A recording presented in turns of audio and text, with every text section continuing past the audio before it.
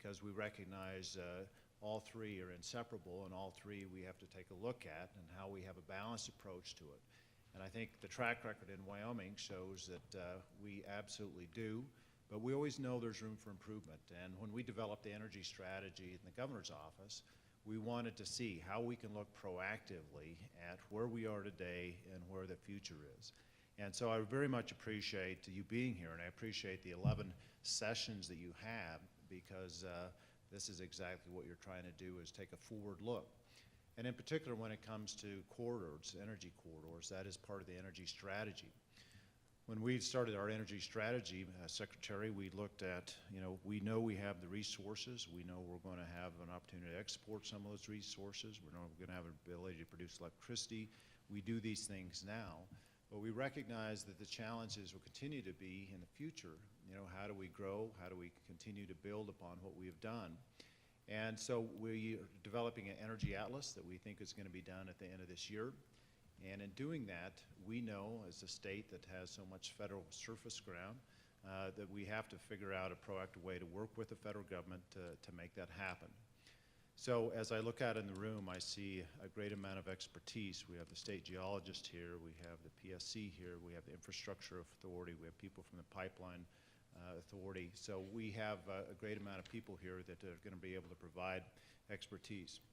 We know in Wyoming also that we have great opportunities with our resources. And Secretary, when we think about our resources in Wyoming, we don't think it in a selfish way. We're proud of the fact that we help fuel the country. We're proud of the fact that we supply coal to so many states. We're proud of the fact of what we're doing with coal, what we have done with coal with regard to reclamation efforts, and certainly proud of where we're trying to go with the integrated test center that we've discussed. We think that is a great opportunity for the future of coal. We have done that, we've done work in the past, and we'll continue to do work in the future. As you have this discussion today, part of it is we know where the energy can be provided, where it can be used, and how to get it to point A and point B. We look forward to this opportunity to work with the federal government in plotting out a course that is benefit to all. So Secretary, I'm sorry I'm not going to be here with the rest of the meeting. I'm actually going to Jackson to speak on an energy panel about coal. And as you know, that's a big part of the energy portfolio for the country, roughly 40% electricity, and it's certainly an issue we talk a lot about here in Wyoming. We have folks here from Interior as well. Thank you very much. We've just recently had a great success in Lander, RMP, the record of decision with regard to sage grouse. That has been difficult, but it's been a great working relationship with Interior. We thank you very much for being here. So, and for all of you here, we certainly appreciate you being here and your full participation and the comments that you will have on what we can do in Wyoming and what we can do with the federal government. So with that, I will leave you. All of you very much enjoyed having some time with you this morning to discuss some issues, and we very much appreciate you being here and the travels that you've made around the country to try to find out what is the best future and the best path forward. Peggy, thank you very much. Good luck controlling all these folks. So thank you and have a good morning. Thank you. Let me know when you're in DC.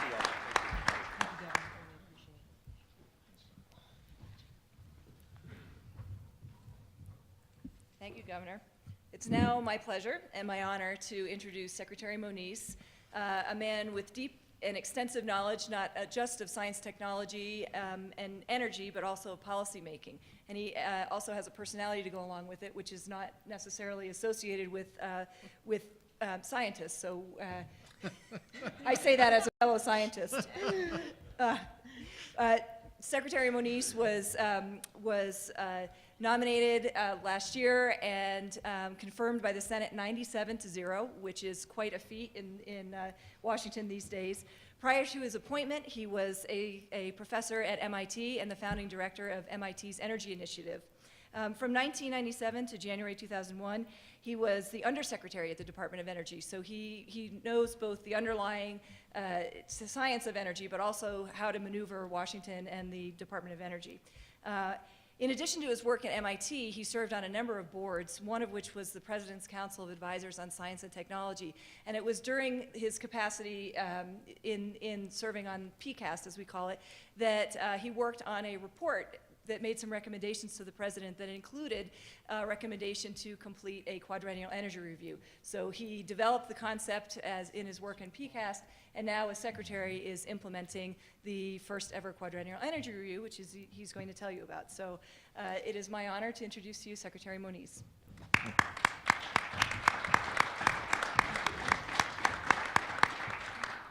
Well, thanks, Karen. Now I feel compelled to turn this into a discussion of quantum physics, but maybe we'll defer on that.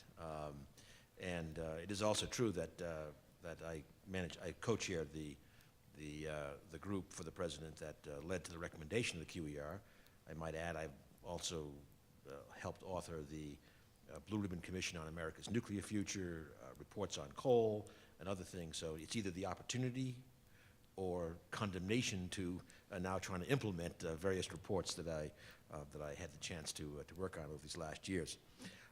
It's great to be here in Wyoming, as already been said, and I'll elaborate on this.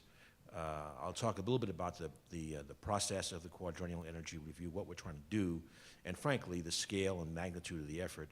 But most important in this context is that right from the beginning, our view is that when we talk about energy policy, when we talk about energy infrastructure, it does not, frankly, make sense to think about this as some kind of national one-size-fits-all approach. Our challenges and our opportunities are very, very regional in nature, and that's why we are making a major effort to get out different parts of the country, get input, to have each of these meetings focused in areas where that particular region has something very, very important to offer. Today, as you know, and this whole question of siting of infrastructure, pipes, wires, whatever. So this is actually the 11th in our series of regional meetings, I personally have been engaged now in 9 of them. It's really very, very, very important for us to get your input, not only today and through the panels, but also we'll have an open channel to continue to receive input into October, by which time we really do have to start pulling all of this together for a January report out. I want to thank the governor, and we understand his schedule now takes him to Jackson Hole, tough duty. But again, as he said, we had a terrific breakfast meeting today covering a whole range of the issues of relevance to Wyoming and the region in energy. Let me say more about the Quadrennial Energy Review. It was put forward, first of all, last June, initially in the President's Climate Action Plan. The implications for it are clearly cut across all of our energy issues, environment, security, economy, and jobs, all of those. The motivation for the way we are doing this as a multi-agency activity, and I note our colleague from Interior, again, exemplifies that nature of the Quadrennial Energy Review, is because, you know, we are the Department of Energy, but the fact is almost every department and agency across the government has major equities and roles in how we develop our energy policy, how we take action, how we work with states on energy issues. So the feeling was that we need to find a way of bringing together all these threads of interest, be it, well, DOE obviously, but Department of Interior, State, Defense, Commerce. We can just go on and on in terms of important roles in the energy future. So therefore, the White House, the Domestic Policy Council, and the Office of Science and Technology Policy chair the overall effort across the administration. They are the convening agents, if you like, but then the Department of Energy has a special role as, if you like, the executive secretariat based upon the capability to bring major analytical, for example, assets to bear on this effort. And that's where Karen, first of all, is in the Energy Policy and Systems Analysis Office, but also driven by this process, she heads an organization that we created focusing specifically on state, local, and tribal issues, because again, it's those issues that will help to organize much of what we actually do. In my role now as Energy Secretary for the last 15 months, I have both the opportunity and the challenge, actually, of being in this position in what is a very dynamic period in our energy history. When I was last in the department in the late 90s, it was very much a kind of an attitude of growing dependence on energy. Obviously, our oil imports were increasing rapidly. The discussion was of, and assets were applied to building the capacity for major gas imports. We have kind of forgotten that period where dependence was the theme, to one now where we're talking about a view of plenty of exports, even of our hydrocarbon assets. That at least is a major topic of discussion. So in this context of greatly increased oil and gas production and of all the other sources, coal, nuclear, renewables, and demand-side management, energy efficiency, we have put forward, and the President has put forward, very much a focus on all of the above. And let me be very clear that what that means.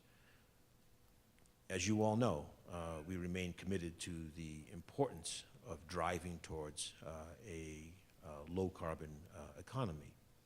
Within that stricture, if you like, however, we believe that all of our fuels, all of our technologies will and must have a role in that drive to a lower carbon future. That is not a political statement, although it's helpful in that context. It is a statement that if we look around the country, again, look at the regional conditions and supplies for energy, very, very regional in nature. So when we think about the future low-carbon energy system, it will look very different in different parts of our country. And so we think that all the fuels, all the technologies are going to have a role in the flexible response, if you like, across our regions to the challenge of low carbon. And therefore, in the department, we are backing that up with major investments in resources across the board. Clearly, we have and will sustain major investments in renewables, in efficiency, major investments in nuclear, but also major investments across the board in the production and the use of our fossil fuels. So in coal, for example, the governor mentioned coal, we're talking about $14 billion on the table. So I just want to make it clear, we're really committed in this area. $6 billion specifically on 8 demonstration projects for carbon capture and sequestration, 6 of those with enhanced oil recovery as a inherent part of the project, so CO2 utilization as well. Many of you in this room, this is a more sophisticated group than many in other regions around these issues of coal and carbon utilization, but it bears repeating because I think it's quite remarkable that in some sense under the radar today we are already producing 300,000 barrels a day through CO2 EOR. Most of that CO2 today is from natural sources. We are employing about 60 megatons for that EOR today. But in fact, it was just 2 weeks ago that the EIA, the Energy Information Administration, put out a note looking to the future and expecting CO2 EOR to go to at least 1 million barrels a day. And that's talking about 200 megatons of CO2. In other words, we are going to have to look to power plants and to industrial facilities as the sources of this scale of CO2. And that in turn, something we can come back to, of course, in addition to oil and gas pipelines, which we talk about, but we also may be talking about a significant expansion of a CO2 pipeline infrastructure for EOR. Certainly in an example in Mississippi with the Kemper plant, pipeline infrastructure has been built out to supply CO2 for EOR. And just 2 weeks ago, we were in North Dakota at the Great Plains gasification plant, and many of you know they have sent 25 megatons of CO2 to Canada for EOR as well. So I just want to emphasize that it really is, we are putting serious resources across the board in terms of all of our sources, and certainly on oil and gas administration, we continue to emphasize the importance of developing those resources even further, doing it, of course, in an environmentally a sound way, not only recognizing that the challenges are manageable, but actually managing them with our companies, with our states as we go forward. That this has been a tremendous economic boom for the whole country, not just the producing regions, and yet we are managing this while in fact decreasing CO2 emissions at the same time. So again, very, very much committed in this direction. The renewables are also a great story, and here in Wyoming, certainly wind is a major resource. Right? What I should emphasize is that our focus on energy technology innovation and these major investments that we are making in a variety of ways. I mentioned the $6 billion for coal demonstration projects in our loan guarantee program, which has two requirements for applicants. One is it must lead to reduced greenhouse gas emissions, and secondly, it must push the envelope in terms of technology innovation. Otherwise, again, we are across the board, all the above.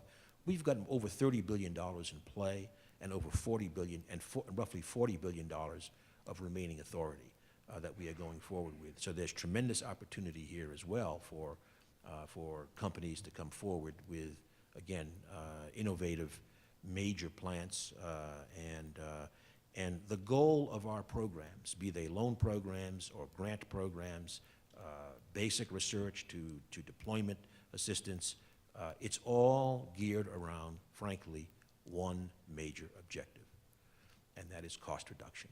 That's what this is all about.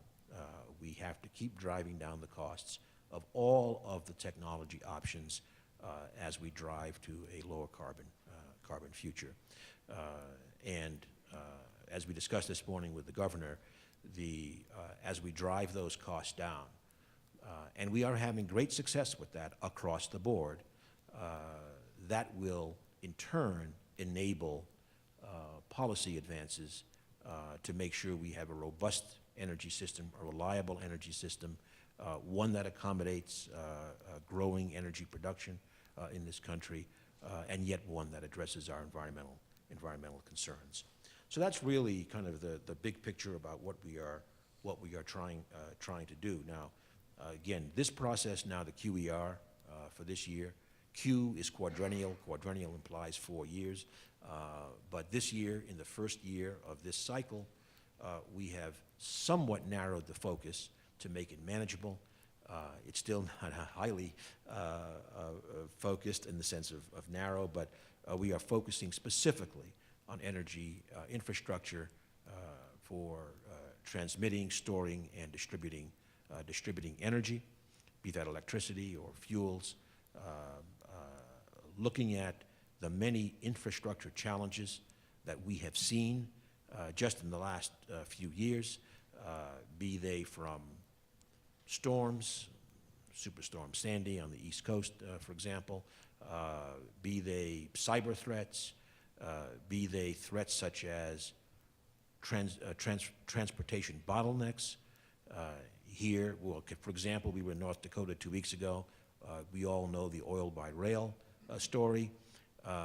And of course, in this part of the country, I think we also know the competition for rail these days, which has grown up, be it for coal, be it for agricultural products, et cetera. So all these interdependencies are a very, very major part of what we are doing. In electricity transmission, again, a very, very important role for the states. Western Governors Association has been very active. But I'll also say that in the administration, the President created the Rapid Response Team for transmission. This is, again, an example of bringing together an interagency process so that we can try to speed up and streamline the approach to getting siting done for wires. There are similar issues with regard to oil and gas pipelines, maybe CO2 pipelines as well. I won't go into that. Certainly for public land siting, our colleague Janice Schneider will address that from the Department of Interior perspective. Another very important point is getting data, good data. And I might say again, we have an interagency process that's just starting to identify the cross-agency data gaps and, frankly, in some cases, data inconsistencies.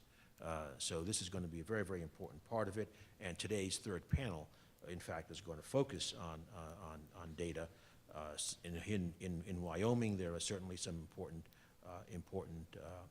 advances, and we want to hear about what we need to do in terms of upping the game, in terms of transparent, publicly available data to inform states, regions, and the federal government on our energy system requirements.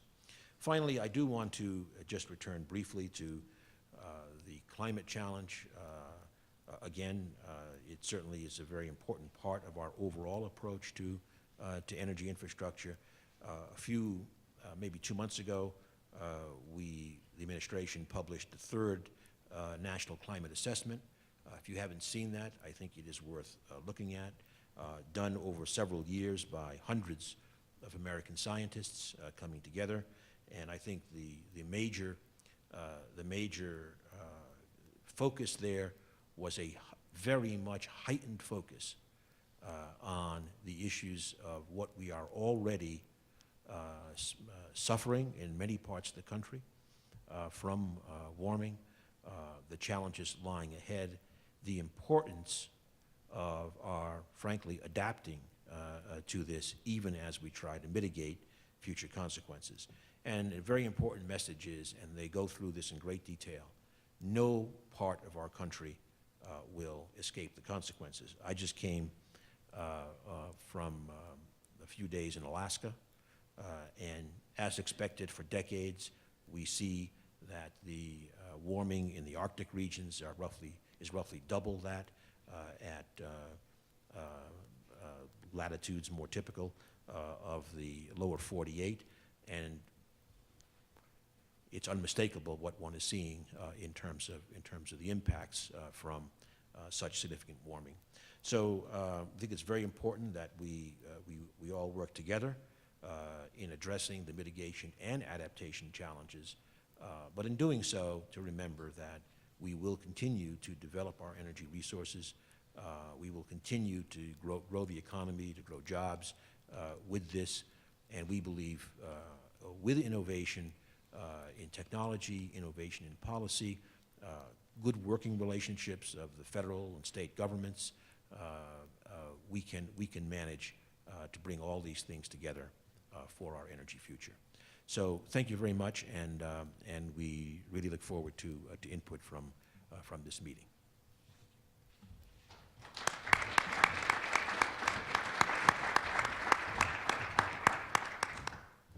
Thank you. We're very fortunate to have our next speaker with us, particularly because the subject is infrastructure siting, and I don't think you could find somebody in the federal government who has deeper experience in that area.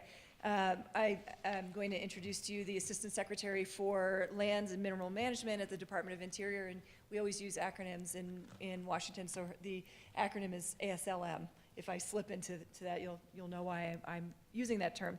The Assistant Secretary provides oversight to the Bureau of Land Management, the Bureau of Ocean Energy Management, the Bureau of Safety and Energy Enforcement, and the Office of Surface Mining, Reclamation, and Enforcement.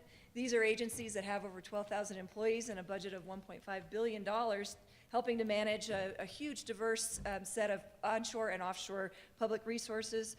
You're all familiar with a lot of the work that they do, managing oil and gas, coal, hard rock, but also working in the areas of recreation, rangeland timber, watersheds, fish and wildlife, and other things. Janice Schneider came to us in the administration from a career as an attorney at Latham Watkins, and also working in the federal government in various legal capacities, and has decades of experience working in the areas of renewable and conventional energy infrastructure development, including oil and gas projects, coal, mineral and hard rock mining, solar, wind, geothermal projects, electric transmission projects, and hydro power project licensing. So there's a huge suite of things that you are working on in Wyoming that Janice Schneider has worked on, and we're very fortunate to have her here. And she'll be working very closely with us as we develop recommendations in the Quadrennial Energy Review on infrastructure siting. So with that, it's my pleasure to introduce to you the Assistant Secretary of the Department of Interior, Janice Schneider.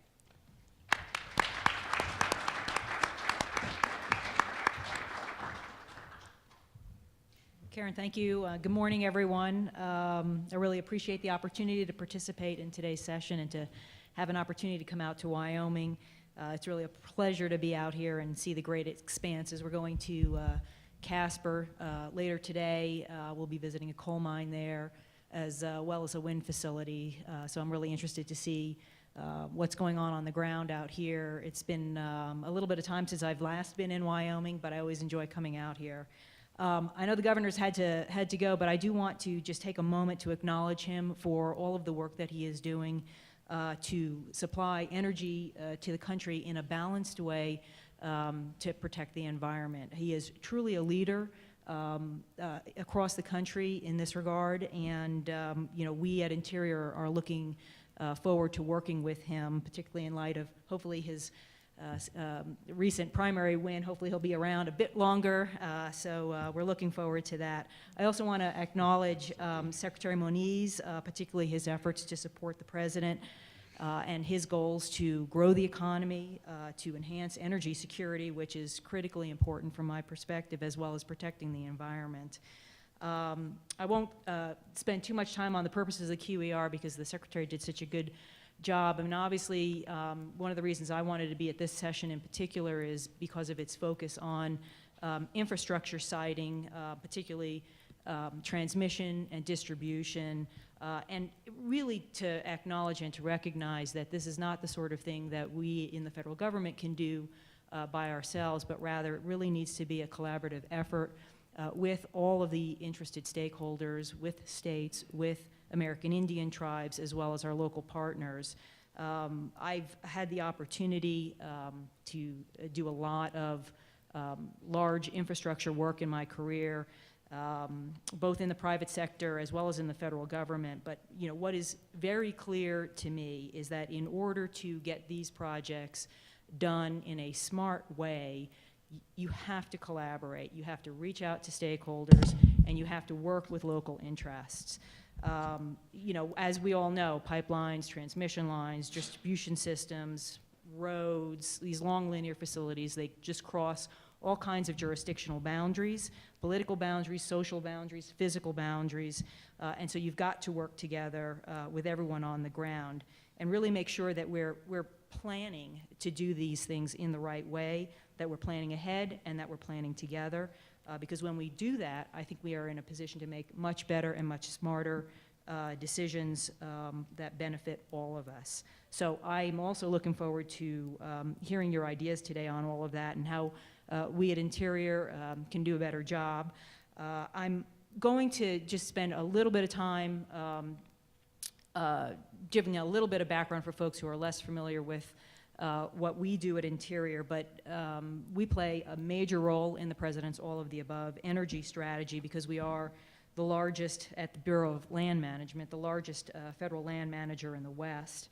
And Wyoming really is an all of the above energy state with an abundance of oil, gas, wind, coal, uranium. The governor, ticked through all of the various mineral assets that are so abundant in this state.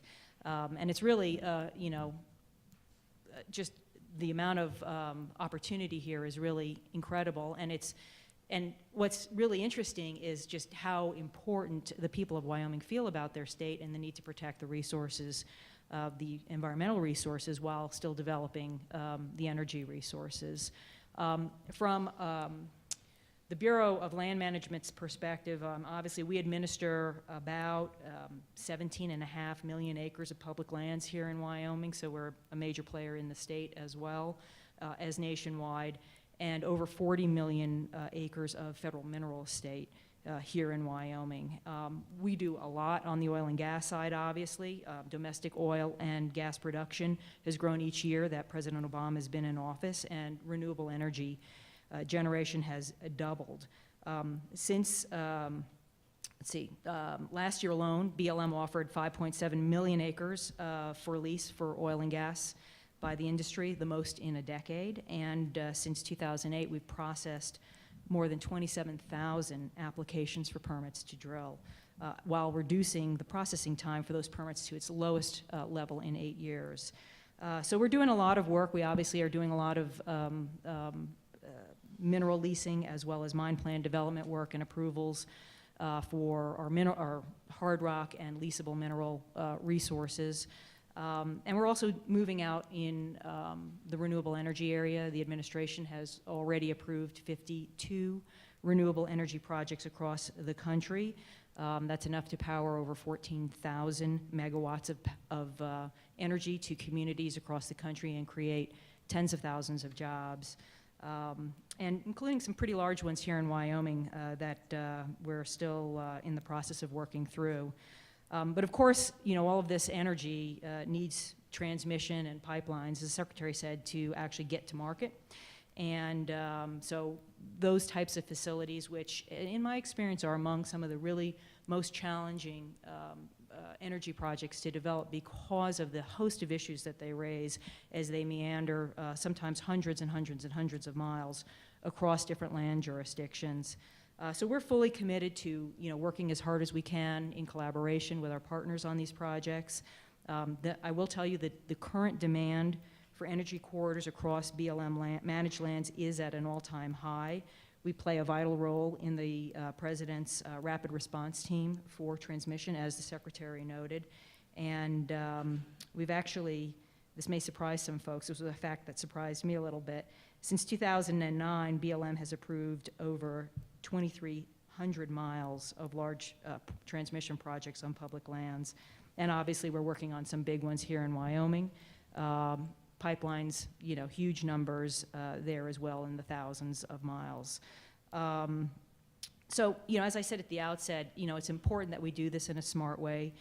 It's important that we incorporate landscape level planning to identify the places where energy development makes sense because of fewer conflicts with other important environmental, cultural, and historic values and activities. In order to be successful, we need to work together.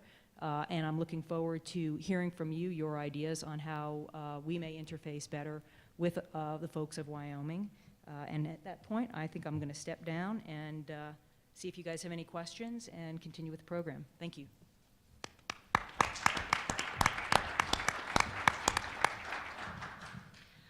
We do have just a few minutes for questions. Please come up to the standing mics and identify yourself. The Secretary and Assistant Secretary have kindly said they are open and available to questions, so please don't be shy. shy. Questions? No questions? Okay, well, let me ask the Secretary if you have any. Do you have any final thoughts, Mr. Secretary, that you want to share with us? Well, I think we've pretty much said it again, that we are very interested in finding all the ways in which we can in the federal government assist with the development of our infrastructure. Now, again, clearly the Department of Interior has this very direct role in terms of public lands, and certainly in this part of the country that is, as we all know, an enormous requirement. But more broadly, in terms of, again, lines and pipes and any other kind of infrastructure, which includes other parts of the country. For example, there are major issues of congestion in terms of inland waterway transportation, the changing patterns of energy production in the country has clearly led to major infrastructure challenges that we know about. And frankly, I think the infrastructure has not really, in many ways, caught up to the new production levels and the new production geographical patterns. So that's a very important part of what we are doing.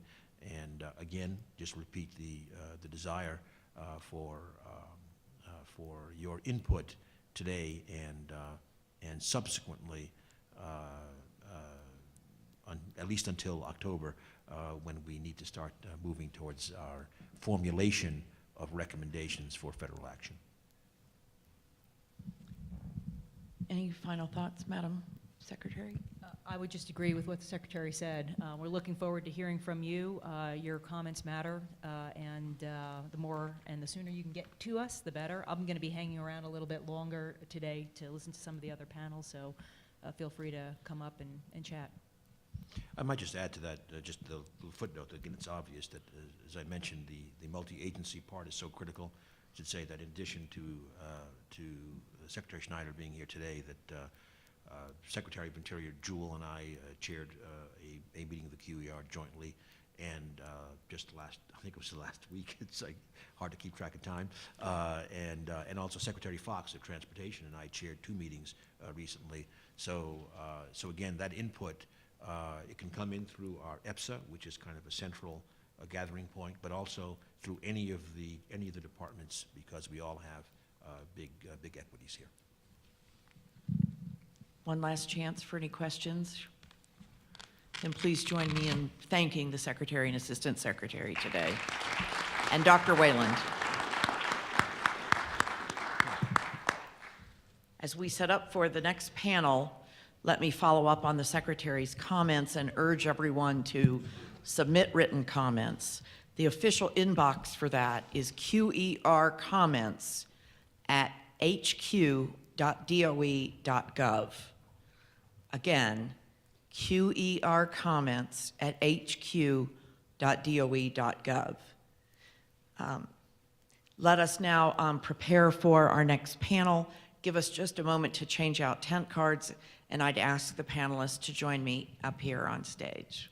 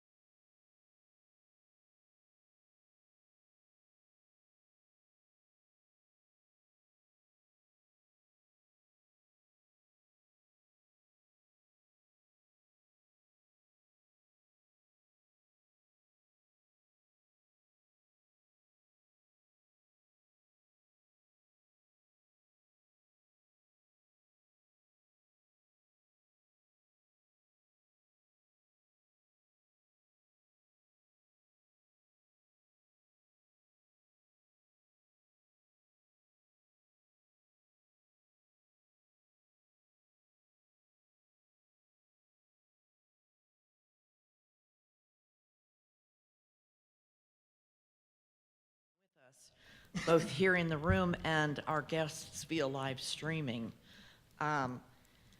Before I introduce the panel, let me just say that the views expressed by the panelists today are their own views and not the views of the U.S. Department of Energy or the U.S. Department of Interior.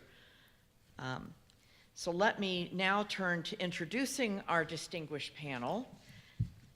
Mike Easley, to my left, is Chairman of the Wyoming Infrastructure Authority and CEO of the Powder River Energy Corporation. To his left is Rick Thompson, Senior Manager, Transmission Land Rights and Permitting at Tri-State Generation and Transmission Association. To his left is the Honorable Tom Sloan, Kansas House of Representatives, on behalf of the Council of State Governments.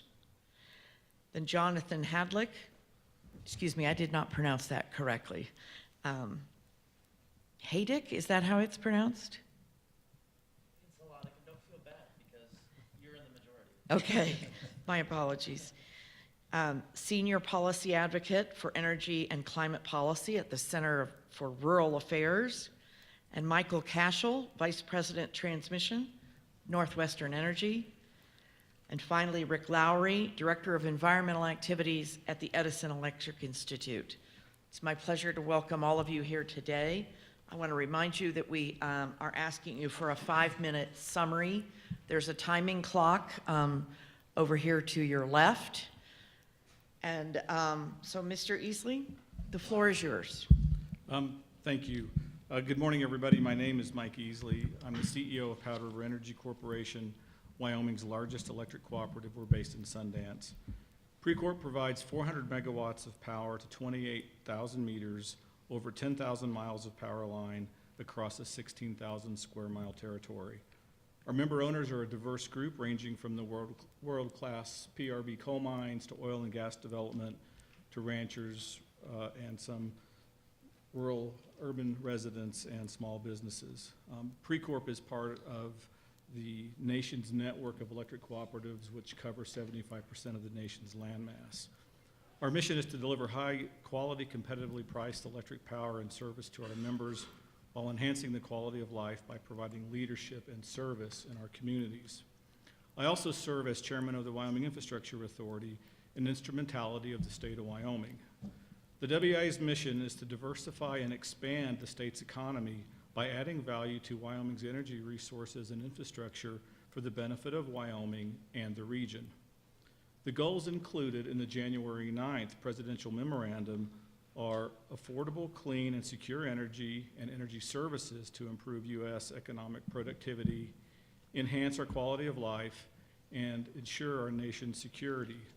President Obama's memorandum also states that a comprehensive and integrated energy strategy is required. I could not agree more. I doubt I could add much value to this conversation by retelling the challenges in building electric infrastructure. This was well described in the briefing memo for this conference.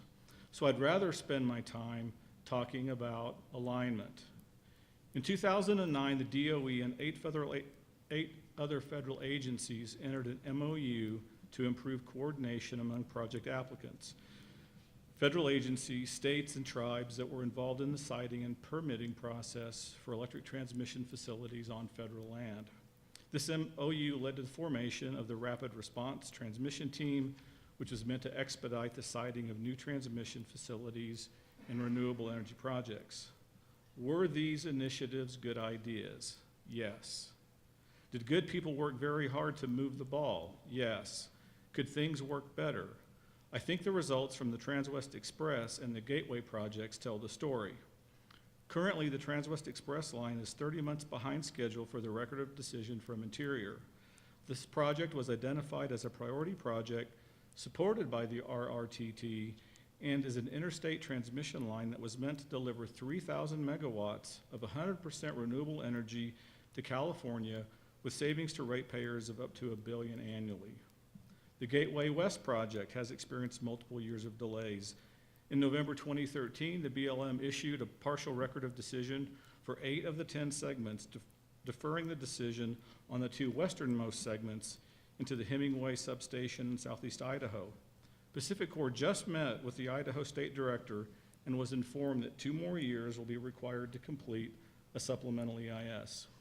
This project is now in the 8th year of federal permitting, and if the current schedule is achieved, the 1,000-mile project will have taken 10 years just to permit.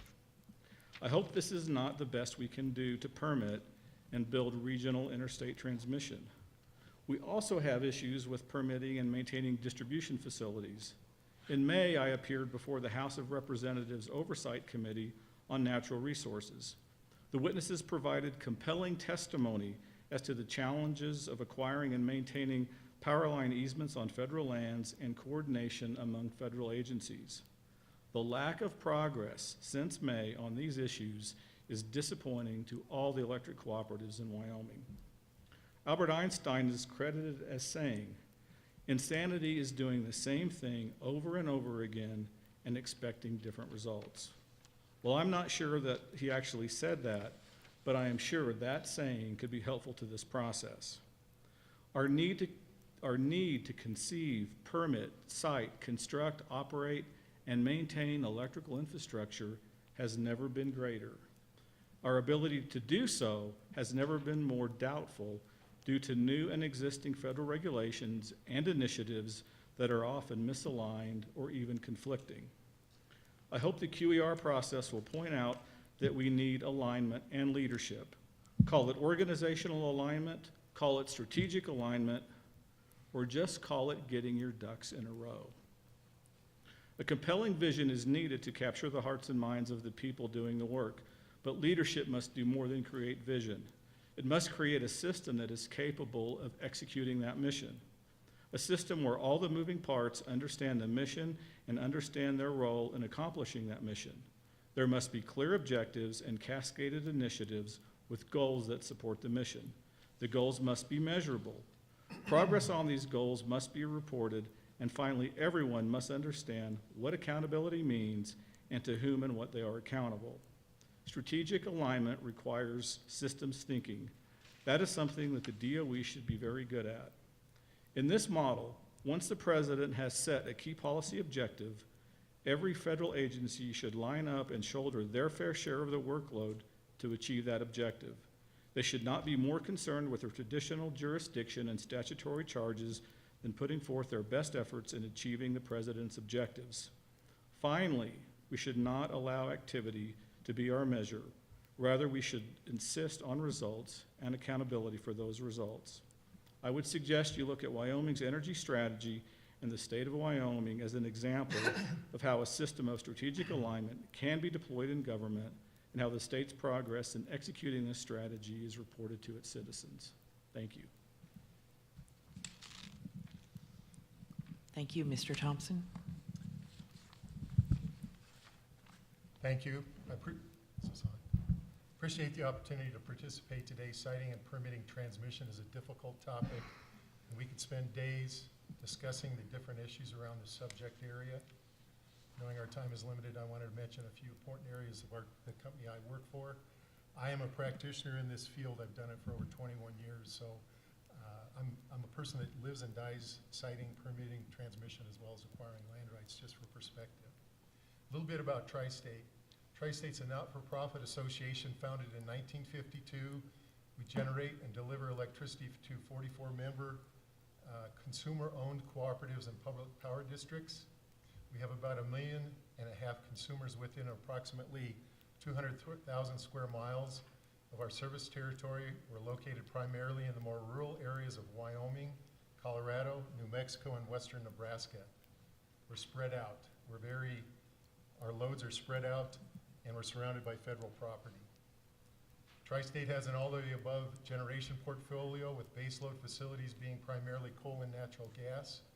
Our primary mission is to provide a reliable, cost-based supply of electricity while maintaining a sound financial position in accordance with cooperative principles.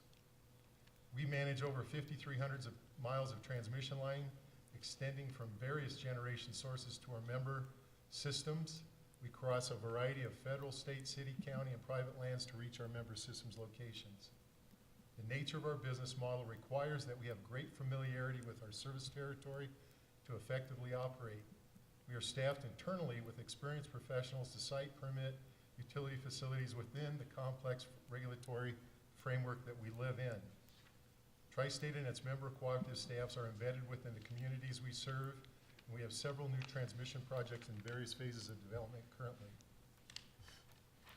It's important to note that over 35% of our service area involves federal lands, so we have direct experience citing, permitting, transmission, and a vested interest in efforts designed to streamline the process. We've also historically borrowed money from the Rural Utility Service within the U.S. Department of Agriculture, and therefore have triggered Nepa for almost all of our transmission projects. Tri-State is very appreciative of the Department of Energy and Interior's efforts over the last few years to streamline transmission, siting, and permitting processes. We also think that agriculture should be involved. They're not here today. The world that we live in, the BLM lands, abut agriculture. Forest Service is a very important part of what we do, and they are a part of the equation that we're not talking about today. The continued dialogue on this topic is helpful and hopefully educational to those new to this subject area. When the opportunity arises, we are always willing to provide input from our real-world experiences.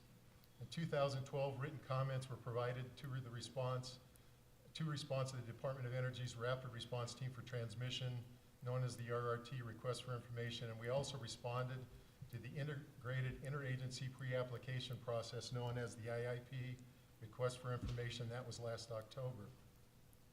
A couple of highlights. In the RRT letter, we discussed the need for coordination between federal agencies, the need for consistent implementation of Nepa, the use of knowledgeable and unbiased national project managers on projects involving federal lands, the need for recognition and consistency in federal land management plans, and the need for priorities in staffing and increased funding at the local federal level for those folks out in the field. Our IIP letter described Tri-State's belief that the pre-application process as proposed at a time of duplication to existing approval processes covered by Nepa. Our view is the direction should focus on improving existing federal programs and processes while targeting appropriate budget and staff to concentrate on critical infrastructural projects. We acknowledge the hard work and dedication of the federal employees in the field. Their workload is heavy, and their priorities are consistently changing depending upon the political nature of the activities going on back in Washington.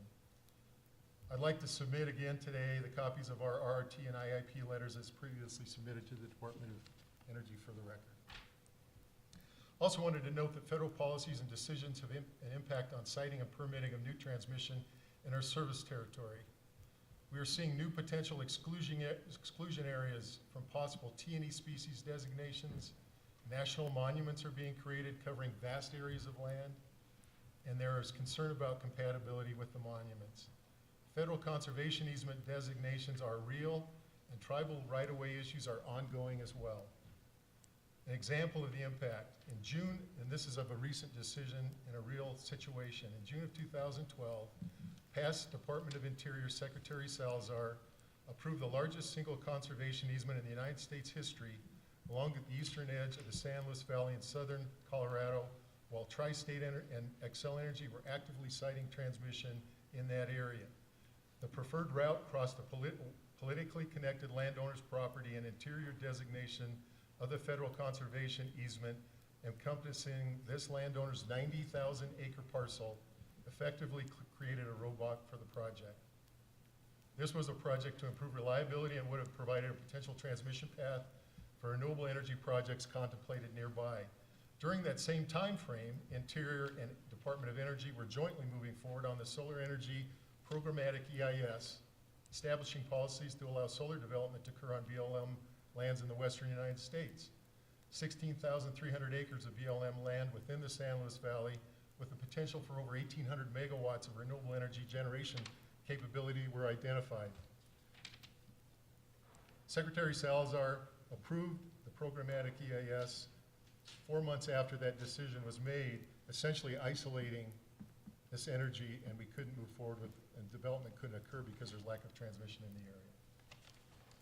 And I'm running out of time, and I have other things to say, and I'll get to the end here very quickly. We're seeing confusing with our constituency over private transmission proposals versus incumbent utility load serving projects. We ask those that are in the business of doing private development to make sure that they're communicating effectively about their projects, but as well as how they interact with the incumbent transmission projects that are load serving for folks like Tri-State and incumbent utilities. It's a difficult subject, citing transmission. I'm happy to answer any questions, and I thank you for the opportunity to participate today. Thank you. Sorry to cut you off. There'll be lots of time for discourse. Representative Sloan. Thank you. And thank you, Mr. Secretary and Madam Assistant Secretary, for being here and the opportunity. Can you pull the mic closer to you? Yep. On behalf, says it's on. On behalf of the 5,000 state legislators across the country, we're going to try and offer some specific recommendations to you. You're aware of the larger issues. Let's change out microphones. Yours does not work well. Okay, we'll try this again. On behalf of the state legislators across the country, we're going to try and offer some specific suggestions on policy recommendations. You're aware of the issues, and we'll try and help you solve them. The Council of State Government has developed an interstate high-voltage electric transmission line Citing compact. It was put together by state legislators, regional transmission organizations, staff, environmental advocates, utility transmission operators, state regulatory folks, other key stakeholders, supported by the FERC staff and DOE staff over this 2-year period. And it is designed to do several things. The compact's language included with this, our formal statement and documents, that provides that streamlined citing, filing, hearing, public input, appeals processes for proposed multi-state electric transmission lines, addresses the Federal Energy Policy Act 2000 language enacted by Congress that provides states may avoid federal backstop citing practices by forming one or more compacts, provides a framework through which regions may address grid reliability, economic development, movement of energy to meet Environmental Protection Agency clean air standards, and provides a clear mechanism through which federal agencies and tribal governments can participate as equals with states in evaluating proposed electric transmission routes and in decision-making processes used to determine whether an application is approved with changes, or rejected for cause. The compact provides a firm timeline for hearings, that's public as well as the decision-making hearings, and a common record for administrative and judicial review. And it clearly establishes that decision makers shall consider regional and national energy needs when evaluating the value of a transmission project. In other words, unlike most state public utility commission decisions that are only concerned with the value to that state's population, the compact envisions a national focus, or at least a regional ones. And after reviewing the language of the DOE and Interior and Ag and the rest of them, see a value in having this federal-state partnership. We are open to modifying the compact language as it exists to accommodate your particular interests or needs. There are other infrastructure opportunities that the department may or may not be adequately supporting. Recognizing the Secretary's comments about the millions and billions of dollars invested in research, pilot projects, and such, a lot of times the department is accepting applications, and I think that they may do a better job of driving public policy and investments by identifying opportunities in specific areas. One of these may be that if we're going to have renewable energy, non-hydro renewable energy, be more baseload-like or whatever, that we need to integrate, we'll say wind, solar, storage, biodigesters, any other thing. But if the DOE would put out an RFP inviting solicitations or proposals in those areas, it would demonstrate that storage, for the sake of this meeting, can provide a shoulder between the various types of renewable generation, but also can have the economic benefits of providing ancillary services for voltage control and support and such, so that the currently high cost of storage can be spread out over more functions. At the same time, we're establishing that the wind, solar, and other renewables can be more reliable, can have more than just an energy value. Third suggestion, I think the country of Iceland had a competition for engineers to design new types of transmission structures. And there are some very fascinating things developed. If you've been down in Orlando, there's a Mickey Mouse head transmission structure down there.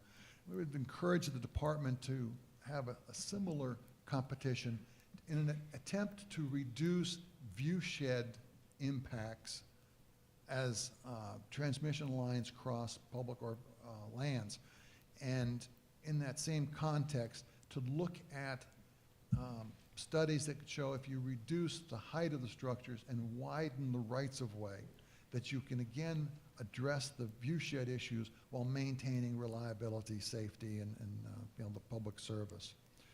The DOE's Electricity Advisory Subcommittee on Energy Storage and the full EAC have recommended the department explore with the private sector financial community ways to ensure new technology performance.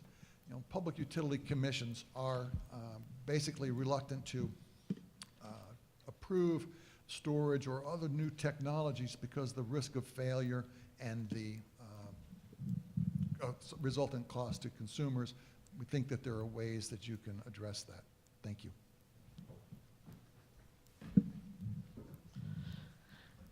Thanks much, Representative Stone. And yes,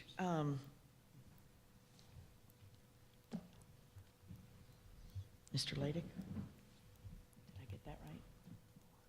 Halodic. Thank you.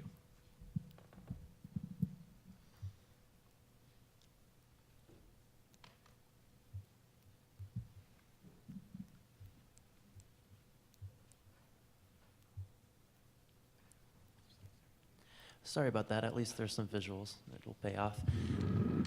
I direct the Energy and Climate Program at the Center for Rural Affairs, and we use policy, outreach, and advocacy to advance renewable energy systems in the upper Midwest and the Great Plains, and lately a really big part of that has been pioneering new models of cooperation between affected communities and affected landowners and transmission developers in the siting process.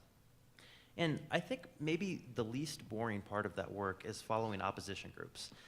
We started this about 4 years ago, where there was one slightly organized opposition group in the upper Midwest. And today, there are anywhere from 6 to 10 to maybe 12 pretty well organized anti-transmission groups in the upper Midwest and in the Great Plains. And to us, this deserves attention because we can all think in our lives of promising projects that have been derailed by public opposition, and that's especially true when combined with legitimate environmental concerns and bureaucratic inefficiencies. So as we sit here today and we think about how renewable energy providers can overcome those obstacles that lead to project delays or to scrapping projects altogether, we think a really big part of that needs to include public engagement. And that public engagement should happen at a very localized level. We're big believers in the idea of making change in the institutional process that's now in place. And so we found a fair amount of success through action alerts and local media pieces that talk about the transmission project in a way that maybe the utility's not talking about it. We try to bring it home a little bit and illustrate why it's really important to them. And we make that connection between wind energy, which remains fairly popular in the areas that we work, and then transmission, which isn't so popular. In addition, we use these tools to let people know when events are taking place so they can go there and participate. We let them know what those events are going to be like. A public hearing can be intimidating for some, so explaining that can make a difference. We help author LTEs and public comments and letters to the Public Service Commission. And we spend a lot of time at these meetings, so we can socialize with those individuals that are most affected and find out what about transmission concerns them or what about transmission they support. A second big prong of what we're doing is focused on education. We have a transmission database which covers the 15 or 20 transmission lines currently in the construction or permitting phase in the SPP and MISO region. And on our database, we provide the absolute basic information. So we'll talk about the developer, we'll talk about what the line is going to look like, we'll talk about how far the line is going to go, and we'll also include information about how this line will really open up rural areas to wind integration. And we'll talk a little bit about what the community is saying about that line. Not just your community, but a lot of these lines cover 300 miles or 400 miles. And so if you can talk about what those further down the path are saying about it, it can give you a little bit of perspective. In addition to that, we include links to the docket filings, and we also include a fairly comprehensive set of news articles on the topic of this line. So any article that's been published in the 24 to 36 month period can be on that database for people to find and to read, and then again get an idea of what others are saying. In addition to the database, we use this as a foundation for a series of fact sheets we release. And it covers a lot of the same content, but what's important is that we're able to put these fact sheets in the hands of decision makers, such as local elected officials, in the hands of maybe the news media, so they can understand that project from a different perspective and write about it in a way that maybe the utility's not sharing or not really showcasing. And also in the hands of those people on the ground who we need to depend on to support, or at a very minimum, not dramatically oppose the project. A second piece of our education work, let me go back a second, involves white papers. We don't have a lot of success in piquing the interest of those grassroots community members with a white paper. Those of us in the room would be interested in some of those topics, but those people are not. Grassroots leaders, on the other hand, do seem to appreciate those because they can develop a more nuanced understanding of a project before they take it to their supporters or their membership and ask them to support or, again, at least not oppose a project. One paper we released recently is called From the Ground Up. We, and you may agree, have noticed there's a significant dearth of information and research done on what those main concerns are that most communities have when it comes to project siting. And so we went back to that database, and we came up with about 300 news articles over the past 24 to 36 months that talk about transmission projects. And we whittled that down a little bit. We stripped away all the pieces that talked about opinions. We stripped away all the pieces that were alluding to LTEs or were LTEs. And we stripped away all those pieces that weren't covering the substance of the line. And we came up with about 100 articles on 8 different transmission projects spanning from Kansas to Wisconsin. And there we were able to identify 6 clear-cut, without having to exaggerate, clear-cut concerns that each community has every single time. And those are ag, conservation, eminent domain, health, need, and transparency. And then we developed a list of best practices to respond to those. So the first is to engage landowners early and often. We hear all the time landowners saying that they didn't know about a project until the utility was at their front door wanting to use eminent domain. And that's because when we reach out, we do it in, I think, the statutorily minimum way. This tells us we need to do that in a more meaningful way and go above and beyond and build that connection. Improve your online presence. Questions remain before and after the public hearing and before and after the open houses that they're going to go to. So this allows you to answer those questions then. The regulatory process intimidates a lot of people. You can build a lot of trust. If you explain that in the right way, ag is a big opponent of a lot of the lines that we're looking at. So showing that you've created an ag mitigation agreement, you understand their concerns and you care, makes a big difference. Open resource database to the community. Most developers do a good job of responding to environmental concerns, but there are always things that you don't know unless you're part of the community. Special places, special flora, special fauna, increased setback distance from homes, that's health, we all know about it. And alternative compensation methods. In America's Power Plan and a couple other peer-reviewed publications, we've looked at the need to move past eminent domain and look at some alternative compensation methods. I think as we have more lines in different places, that's becoming more and more apparent, and hopefully we can talk about that more later. Thank you. Mr. Cashel. Good morning and thank you. I'm Mike Cashel. I'm the Vice President of Transmission for Northwestern Energy. I've spent 28 years in utility business with Montana Power Company and now Northwestern Energy. And I will say that linear siting siting of linear facilities is one of the most complex issues I've ever dealt with. A little bit about Northwestern Energy. We've got about 675,000 customers. We have about 125,000 square mile service territory in Montana, South Dakota, Nebraska, and Yellowstone National Park. We have over 6,900 miles of Montana. I'm going to focus mostly on Montana. That's where a lot of this activity has occurred.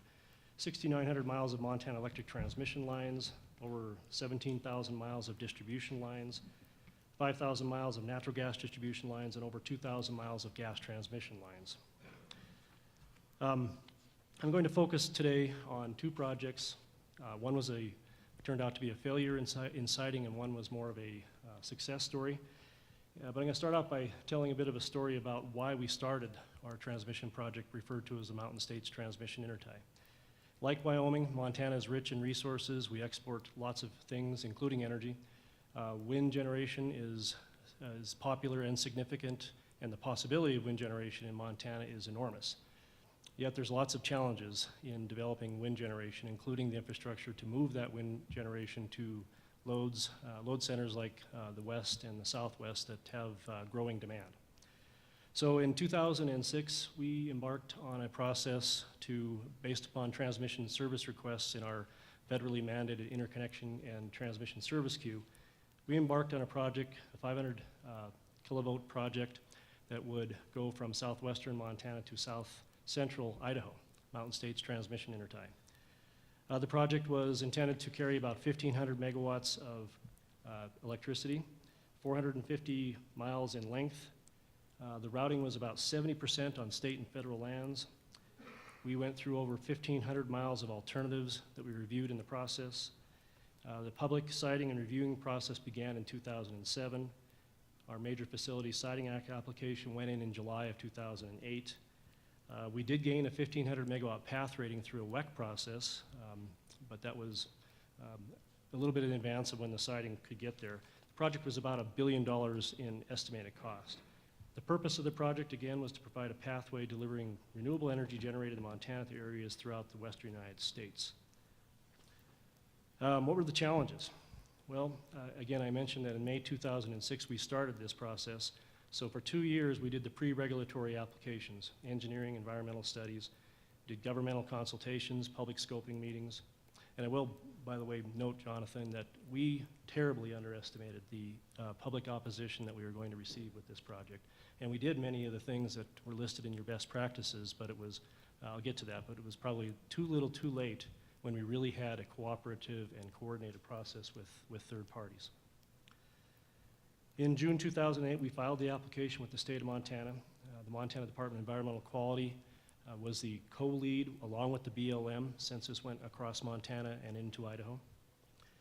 And from June 2008 through August 2012, we had over 20 agency-sponsored scoping meetings. We had 120 plus Northwestern Energy-sponsored public meetings. So we are 4.5 years into the regulatory process, and by this time over 6 years into an overall process. In May of 2010, the Jefferson County, Montana actually filed suit against the Montana Department of Environmental Quality for failure to adequately consult with the county. This led to an 18-month delay, and in October 2011, ultimately Montana Supreme Court overturned the lower court's decision. In January 2012, the Idaho State BLM office decided that we had to really essentially redo all of the routing in Idaho due to the sage-grouse issues. That really, after 50 months of analysis, 3 administrative draft EISs, and no draft EIS, that was basically the straw that broke the camel's back for us as a company. At that time, we called a timeout. We said the unending scoping with regard to both the BLM, the Montana Department of Environmental Quality, and all the cooperating agencies, along with this latest request for sage-grouse reroutes, was just too much for us to bear financially. By that time, we had expended over $24 million in development costs. And we decided at that point in time that we would halt the project. We ultimately wrote that $24 million off so that capital project became expense, was obviously a hit to our shareholders during that particular year. Now, the decision to call the project off wasn't all because of siting and permitting. I need to be fair about that. There's lots of challenges out here with regard to projects of this nature. Some of the things that we ran into that I'll talk about, I touched on this, the ever-changing scoping process, continuing to develop alternative plans, lack of cooperation and coordination between the agencies, in this case the BLM, the DEQ from Montana, the United States Forest Service, DOE, we had the United States Department of Agriculture Sheep Experiment Station in Idaho involved.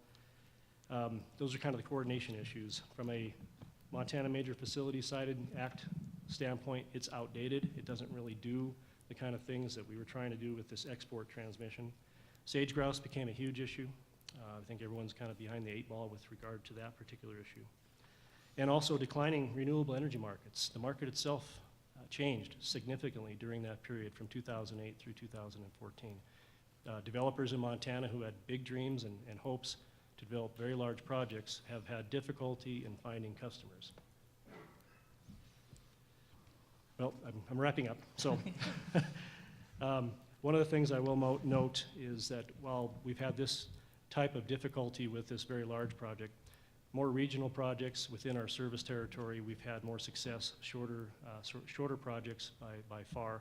One is a project that goes from the Bozeman area in Montana to the Big Sky area in Montana, and we had to go through an environmental impact statement process with the Gallatin National Forest in that case. And while it took a long time, over 6 years, the Gallatin National Forest was a good partner in that process, a strong partner, and we're in the middle of construction on that project. So along with the major attempt and failure, we have had successes, and I want to make sure that the folks in this room understand that as well. Thank you. Mr. Lowry. Good morning. Secretary Moniz, Assistant Secretary Schneider, and all in the audience and in the panel. The Edison Electric Institute appreciates the opportunity to be up here today. I've got the advantage, or maybe disadvantage being last. I think everything has been covered. I had in my notes, to the point that, like Tri-State, I was also founded in 1952. In all seriousness, EEI and its member companies, which make up the investor-owned segment in the U.S., encourage the federal government to continue efforts to substantially improve the existing federal permitting process for energy infrastructure. Substantial improvement to the transmission permitting process will benefit all utility customers who depend on adequate, reliable, and reasonably priced electricity to enhance their lives and support economic growth. In that light, EEI commends the administration for initiatives in recent years to improve siting and permitting, such as the Rapid Response Team for Transmission, the Executive Order 13604, and the Steering Committee on Federal Infrastructure Permitting and Review Process Improvement. You could probably streamline that title. These efforts should continue and be result-oriented at all levels of the federal government. However, more work needs to be done, even as the need for new and upgraded transmission facilities has accelerated for reasons already expressed this morning. Obtaining federal permits for facility remains difficult and time-consuming. We've seen the example already mentioned several times of Gateway West. It's going to be at least 10 years before they get all their permits. In many cases, federal permit decisions for transmission projects lag behind siting processes at the state level. In fact, we hear from many of our member companies that their states won't even start to consider a project until the federal agencies complete their work, just because of all the uncertainty that ensues. While interagency coordination and cooperation has improved at the federal agency's headquarters level, it's still lacking at the local level, where many of the siting and permitting decisions are made. EEI expressed support for DOE's proposed integrated interagency pre-application IAP process, which focuses on enabling early engagement and coordination among all the stakeholders. EEI recommends that the IIP process should be applicant-driven, allowing federal permit applicants to decide whether or not to actually enter into this. All federal agencies with applicable permitting authority should be required to participate in the IIP process. The process must not be overly burdensome. It has to solve problems, not just to add another barrier. And that the IIP process should be codified in a regulation. And I understand that DOE is drafting such a regulation. The electric utility industry needs the cooperation of federal agencies to meet FERC and NERC mandatory reliability requirements.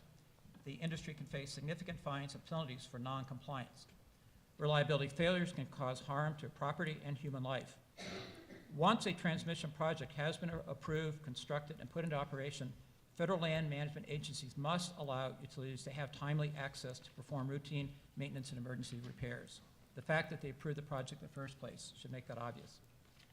EEI is working with federal land management agencies on a renewed national memorandum of understanding for utilities to have timely access to perform vegetation management on the public lands. The challenge is getting agency personnel in the field to understand the necessity of vegetation management and national reliability standards. Again, agency headquarters staff typically understand this need. Unfortunately, too often, some agency personnel in the field do not. The proposed Environmental Protection Agency and Corps of Engineers Waters of the U.S. rule could trigger substantial additional permitting and regulatory requirements under the Clean Water Act. The rule could harm electric grid resiliency by delaying critical new power projects and making it more difficult to perform needed maintenance on the existing infrastructure. As proposed, the rule would make more land and water features jurisdictional under the Clean Water Act. These are lands and waters that are not considered jurisdictional today. This expansion of federal jurisdiction will impede the use of nationwide permits and result in having to obtain individual Clean Water Act permits. These individual permits can take years to obtain and add significant cost. The pending Endangered Species Act listing decision for the greater sage-grouse has major implications for power lines throughout its range. EEI's Avian Power Line Interaction Committee is developing best management practices for companies operating power lines in greater sage-grouse habitat. We urge federal agencies to accept these BMPs as an effective conservation measure. Beyond the greater sage-grouse listing decision, there is a significant increase in other ESA listing decisions and critical habitat designations, which have the potential to further impede siting and maintenance of lines. Inconsistent agency interpretations for implementing the Bald and Golden Eagle Protection Act and the Migratory Bird Treaty Act only add to the difficulty. Finally, the process for obtaining new and renewing existing rights-of-way on Indian land raises a number of challenges. The current right-of-way negotiation process takes years. More variables than ever are being brought into the negotiation process, again, increasing uncertainty. Companies are often faced with large increases in fees for renewing rights-of-way in Indian land. The duration of the rights-of-way terms are getting shorter over time, and these times do not reflect the long asset life of electricity infrastructure investments. In conclusion, our society is demanding more and more from the nation's electric grid. We want more options for how we use electricity. Reliability must be ensured. Electricity must be affordable.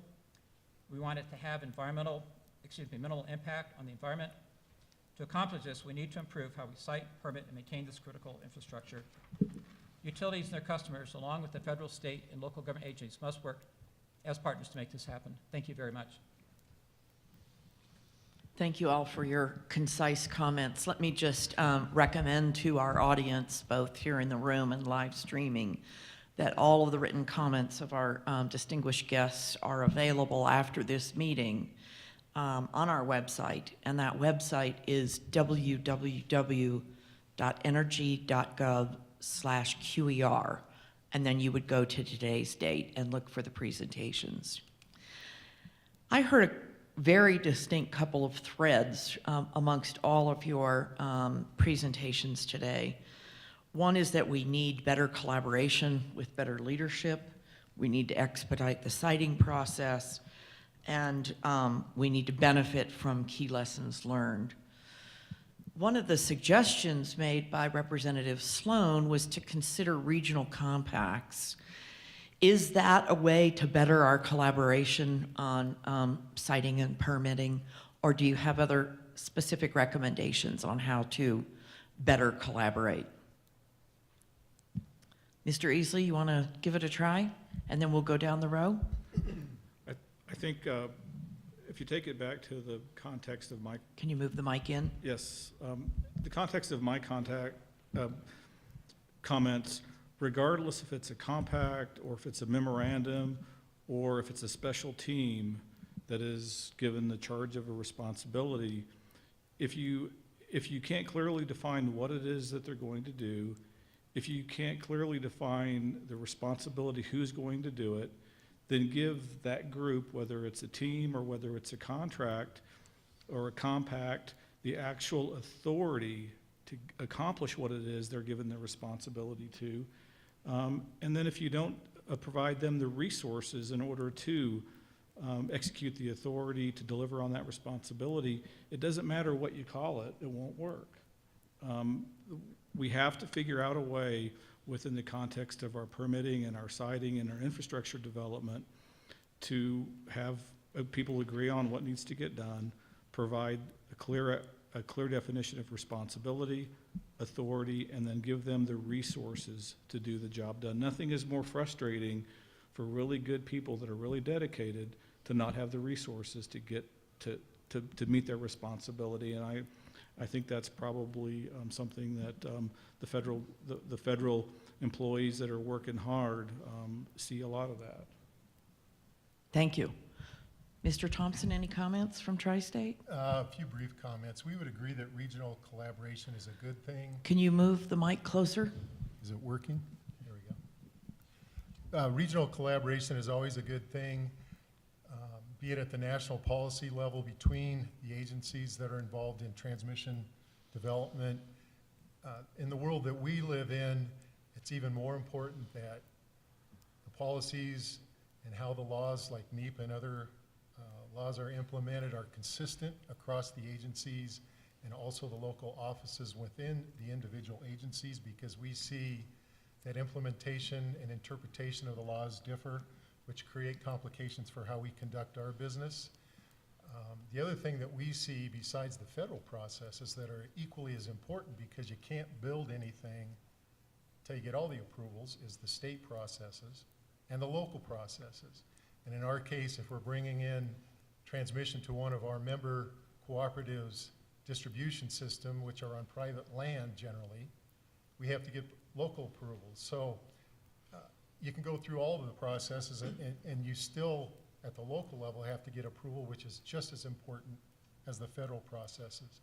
So until we get consistent, I guess, some sort of way of getting consistent processes and known timeframes, it's very difficult in the world that we live in to see progress. We work very hard at it because we have staff here and we live in our own service territory, so that's helpful. And again, as Mr. Easley mentioned and as I had mentioned, we feel that the local offices a lot of times are hamstrung. They really have good intentions. They're trying to do their job. Their priorities constantly change and they're working with limited budgets. So it's very difficult to get them at times to move in a timely way. Thank you. Representative Sloan, you were the one that recommended from the Council of State Governments the concept of compacts. We know they work in other areas. Talk to us a little more about that, and if you have any other suggestions on how to improve our collaborative efforts. Compacts are recognized by Congress as ways in which states and federal agencies and other groups can work.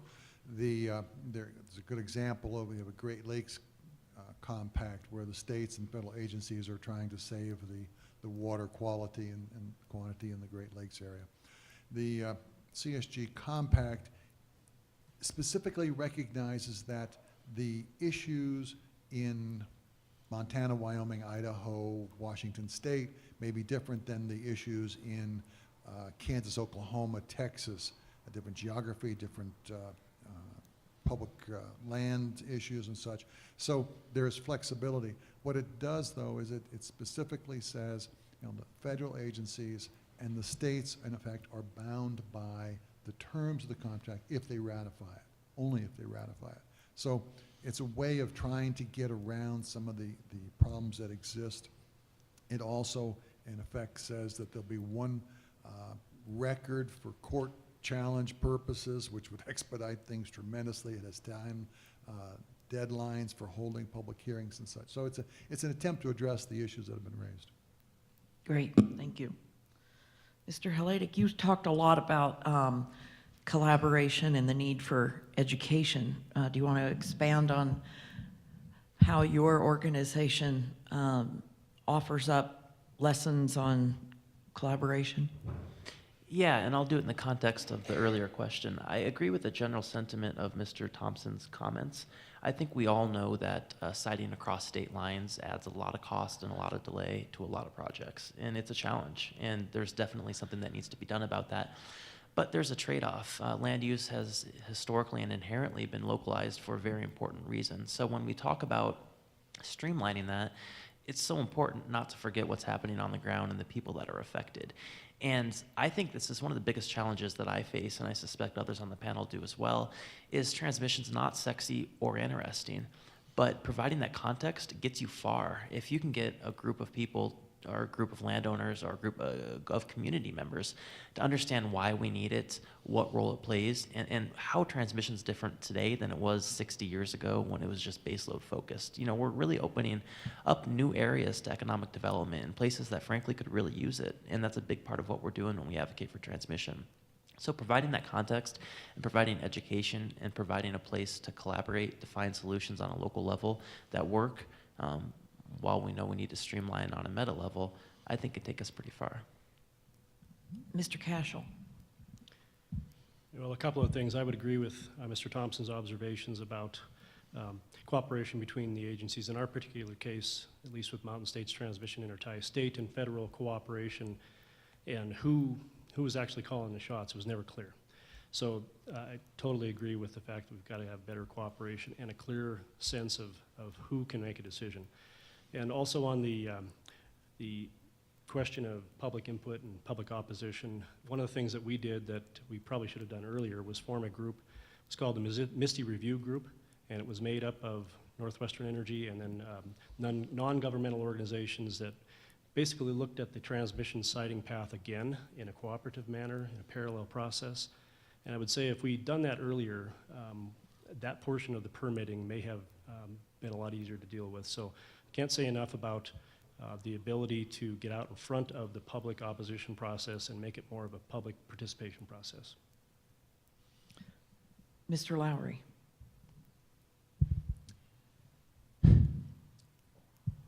From a high level, the regional compacts make a lot of sense. The other thing to point out is that the Eastern Interconnect is a lot different than the Western Interconnect. Despite some of the examples from the panelists of getting stuff done in the West being tough, I think there is a much longer tradition of the Western states working together. Again, the challenge in the West is working with all the other federal land management agencies that also have statutory authorities to be involved in this. In the East, the challenge is a lot smaller states, and if you have longer interstate lines than we've seen, how do these sync up to the regional planning processes? And what about the states in between that do not seem to the direct benefit of the lines? And hopefully regional compacts can help address that and explain how the whole region will benefit. It's tough. It's a tough communication to the public. So we're running out of time, but I want to give each of you a chance to, if you had 5 minutes with the Secretary, what would be the one specific recommendation you would tell him needs to be included in the QER? Why don't we reverse, and Mr. Lowry, you take the first stab at that one. Okay. The Energy Policy Act of 2005, passed 9 years ago now, there are provisions in there for DOE under 216H. It really gave a lot of authority to try to coordinate within the agencies. My recommendation would be to act on those, act strongly. There's a lot of inertia in DC from the other agencies, but follow through on that. The other one is for all the agencies, for headquarters staff, is somehow get these national priorities down to the field level for them to understand how important it is to get this infrastructure in instead of looking at their own BLM district, their forest district, they're part of a national wildlife refuge, that they have to see a bigger picture. Thank you. Mr. Cashel? We actually have several specific recommendations. First of all, rather than an open-ended, unending kind of process, we think that there needs to be a streamlined process with milestones that are identified in terms of the siting. Difficult to do, but that's our recommendation. Better cooperation is needed among all the entities, federal, state, local, and a methodology to make that happen. Better communication and coordination with other stakeholders, including the public. And then this has been touched on, but many of the consultants at the agency level and resource staff have little or no actual electric transmission experience. And they have great experience in their own areas, but not in electric transmission experience or gas transmission, whatever it might be. So consider having that kind of experience brought on board with your siting teams. Thank you. Mr. Haleidik? Our organization was part of the EIPC process 2 years ago, and there were some things that could have been better about that process and some things that worked really well. And as I alluded to earlier, when we talk about transmission today, it's quite a bit different than it has been historically. We need more lines in different places for different reasons. And I think going back to the drawing board or creating a collaborative situation where we can talk about how that situation has changed and what we can do to react to that would be very beneficial. And I mentioned EIPC because I think a model of a task force where you bring a variety of individuals to the table, not that much different than this panel today, to talk about all the different perspectives that have to go into it and develop a set of recommendations that we can follow, not just where the transmission is going to go, but how it's going to get there and what that process looks like, could be, I think, quite an asset. So I think maybe if the federal government or others could step up and facilitate that sort of conversation, we'd be in a really good place. Great. Representative Sloan? Thank you. In addition to recognizing that regional and national energy needs are to be considered by the compact states and agencies, it should help state PUCs and local offices of federal agencies recognize the bigger picture. And secondly, that the compact language can still be modified to meet federal agency needs because the states have basically put it on hold. We can have all the agreements we want, but as you well know, up to 80% of the lands in some of our western states are federally controlled, and we can't keep putting corridors through the private lands. We need to have that cooperation. Thank you. Mr. Thompson? I would make just a couple of points, and somewhat I've already reiterated, and that would be consistent implementation of Nepa through the field, from Washington down to the field offices.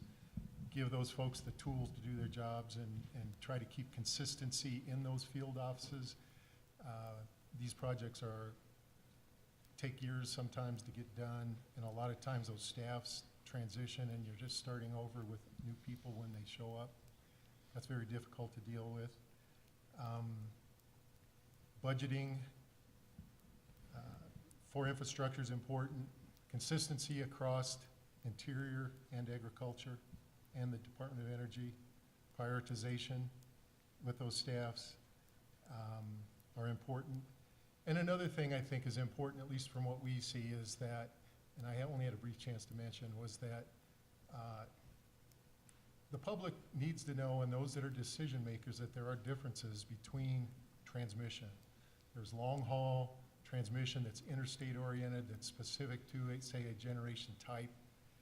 The public doesn't always understand how that works when you come to see them. To Mr. Haleitik's point, I think that needs to be communicated that methods for acquiring rights of way, which is one of the hearts of this whole discussion, differ based upon your business model. In the case of us, our business model is affordability, reliability. The people that we cross with our transmission are our customers and our consumers. We're not building interstate transmission 600, 1,000, 1,500 miles across the country to serve a load that's outside of our service area on the West Coast, for example.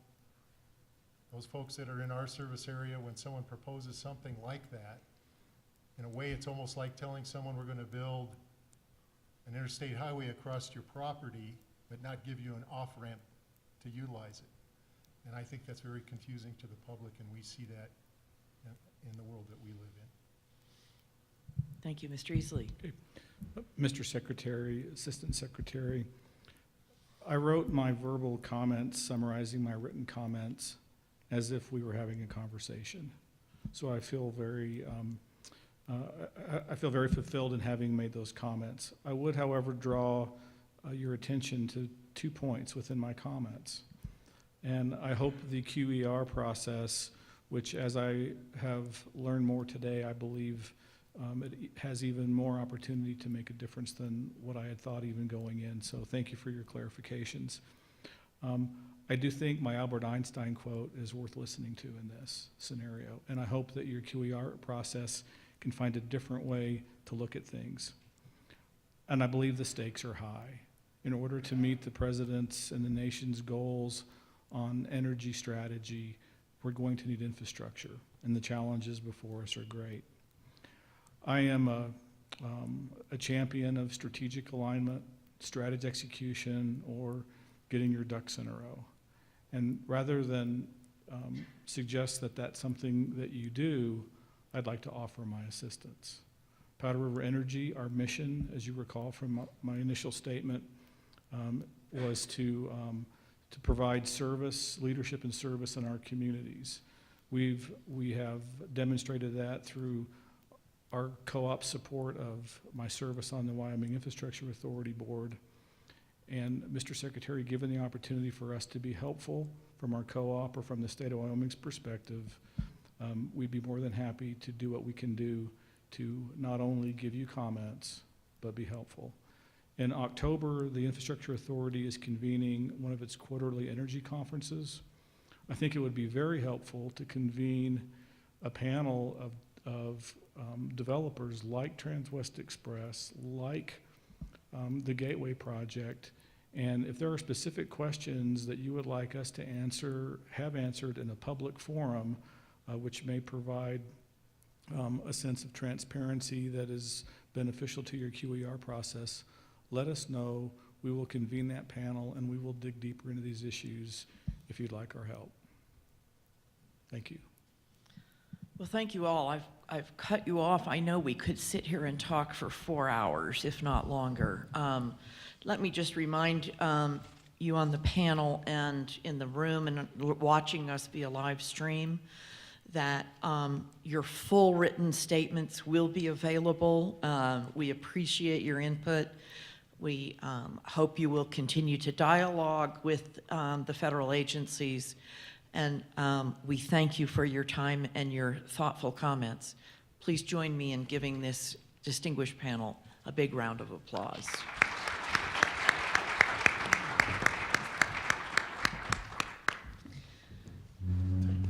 Thank you, and we will now set up for our next panel.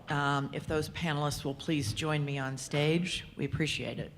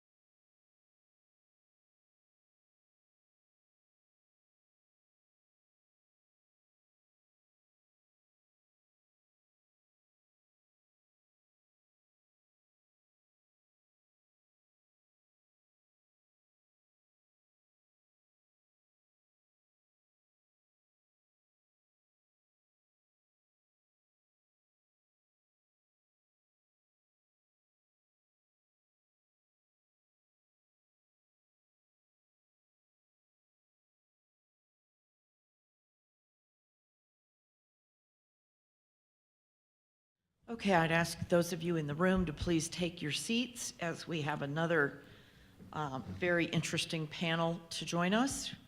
Those of you live streaming, thank you for your patience in allowing us to get set up. This next panel is going to focus on oil and gas infrastructure, federal, state, and local permitting and siting issues. To my left is Brian Jeffries, Executive Director of the Wyoming Pipeline Authority. Next to him is Dr. Catherine Clay, Vice President of Policy Strategy at the American Gas Association. Next to her is Brian Rutledge, Vice President of the National Audubon Society and a policy advisor to Central Flyway Audubon Rockies. Then we have Mr. Michael Olson, Senior Director of State Oil North America. And next to him is Mr. Tad True, Vice President, Belforche Pipeline. I'm going to ask Mr. Jeffries to go last because he has PowerPoint slides. So Dr. Clay, the floor is yours.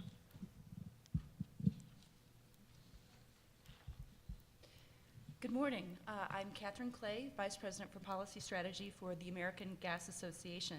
It's my pleasure to appear before you today and to provide input from our industry on the important issue of energy infrastructure. Can you pull your mic closer so that we can really hear?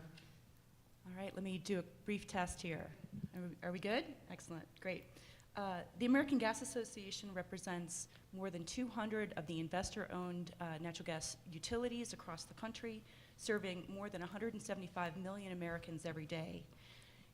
AGA has been an active participant in the multi-agency process on permitting modernization led by the Office of Management and Budget, and also on the Environmental Protection Agency stakeholder process surrounding the Waters of the United States, or WOTUS, rulemaking. We commend the administration for actively seeking stakeholder engagement in each of these efforts.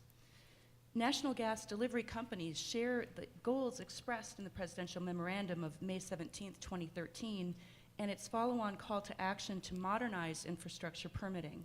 Our country benefits from an expansive network of more than 2.4 million miles of natural gas transmission and distribution pipelines. Each year, natural gas utilities spend more than $19 billion annually on infrastructure projects to enhance the safety of natural gas transmission and distribution systems, to provide system upgrades and expand service so that more Americans can have access to this clean, affordable, and domestic resource. Natural gas delivery companies work with federal, state, local, and tribal entities to obtain necessary permits and authorizations for this work. Unfortunately, many permit processes currently impose cumbersome and impractical requirements, and too often, multi-agency resource reviews impose frequent and unanticipated delays. The federal government can and should play a critical role in coordinating and improving these permitting processes, and indeed is working to address them through the OMB-led process.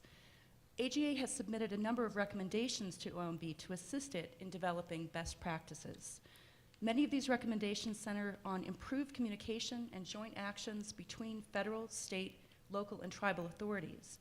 Common sense measures like requiring pre-project consultation between these different levels of government and the authorities at each level with permitting responsibilities, and allowing pre-approval of mitigation techniques during early rounds of permit applications could eliminate many needless costs and delays. Going forward, we urge the administration to pursue policies that include the following 5 dimensions as part of permitting system modernization efforts. First, demonstrating federal leadership. By encouraging federal agencies to spearhead all reviews involving authorities from multiple levels of government, we can achieve a great deal. Also, a key aspect of federal leadership should be improving enforcement of review deadlines for agencies at all levels. Second, give high priority to high significance projects, such as those addressing pipeline safety. Allowing project applicants to provide cost recovery to federal agencies in these circumstances could be a useful means for prioritizing review, with the recent reauthorization of the Water Resources Development Act, or WRDA, provisions to this point as a very positive example. Third, move away from a one-size-fits-all approach. By establishing special permitting processes for specific categories of projects, such as emergency work, replacements and repeat projects in existing easements, and for routine work. Fourth, provide consistency across regions. For example, varying requirements imposed by the Army Corps of Engineers on similar projects occurring in different districts should be reconciled. Fifth and finally, consider federal level adoption of innovative state approaches, such as fee programs, third-party liaison assistance, and other models for expediting and prioritizing project reviews. Another pressing issue with great consequences, of course, for energy infrastructure is the current EPA rulemaking regarding the definition of the waters of the United States. AGA supports a rule that will better protect environmental assets and produce better outcomes, and encourages, and a rule that encourages the development of natural gas infrastructure to serve America's growing energy needs. However, we are concerned that the current proposed rule would not provide the regulatory certainty that natural gas distribution companies need to conduct normal operations in a timely and a cost-effective manner. In closing, the American Gas Association thanks and applauds the Department of Energy for its leadership in bringing attention to the critical issue of energy infrastructure permitting, particularly through the landmark Quadrennial Energy Review, and I thank you for the opportunity to participate today. Thank you so much. Mr. Rutledge. First of all, thank you for being here. Thank you for allowing me the opportunity to speak to you all. I want to begin by saying when you hear Audubon, you automatically think I'll start off talking about birds, so I'm just going to not do that and talk immediately about bats and bees. We've talked about a series of issues here today and listened to the favorite words, sage grouse, come up often. But I think it's important sometimes to stop and take account of context in which we're looking at things. Every bite of food you take somehow or another leads back to the honeybee. And because of changes we're making in the environment and changes in the world, we're seeing them close to their demise. Most mammals in the world fly. They're bats. And we're looking at the potential of losing that insect control and those pollinators as well. So when we take a look at things like infrastructure siting, it's important to recognize it isn't just about the issue that you're facing and getting the infrastructure on the ground and getting to the product to your consumer. It's about what do we leave behind for our grandchildren. Several years ago at a meeting here in Wyoming, I was told that this was the end of the boom and bust era, that we weren't going to see gas booms anymore. It would be just consistent development and everything would rage ahead. And I said I had a different definition of boom and bust. And my idea of a bust was when I had nowhere to take my grandkids hunting, fishing, or bird watching. And so having that context is important. That doesn't obviate the need for the commodity that you bring to the public. It is incredibly important that we have the energy that we need. But I would also lay out for you that the subject of my speech here has changed dramatically since I started listening. What is called for here beyond anything else is leadership from all parties engaged. I will use the sage grouse because I've now been involved with that delightful little bird for 10 years and working largely on gas and oil sightings in Wyoming in regards to that species. The reason Wyoming has an authorized plan, the reason Wyoming has a heads up on all the 10 other states is because of leadership. We've had a succession of very aggressive governors, David Friedenthal and now Matt Mead, who saw the need to plan for the future of more than their gas and oil economy, more than their coal economy, but the economy that stretches across Wyoming in recreation, in hunting and fishing, in ranching, all those things that make Wyoming, Wyoming. He didn't just do this, he called on leadership from throughout the industries and ag that make use of the public lands here, and in fact make use of Wyoming's lands. And they were all brought to the table, sort of a Noah's Ark of entities, everything from 2 gas folks and 2 folks from ag and a couple of people from each agency and a couple of us wacky NGOs that come in and have ideas that we might know something about the birds we study. We work together with an absolute direction, not to come out with a bunch of questions for the governor, but to come out with a plan that he could adopt that would move us forward.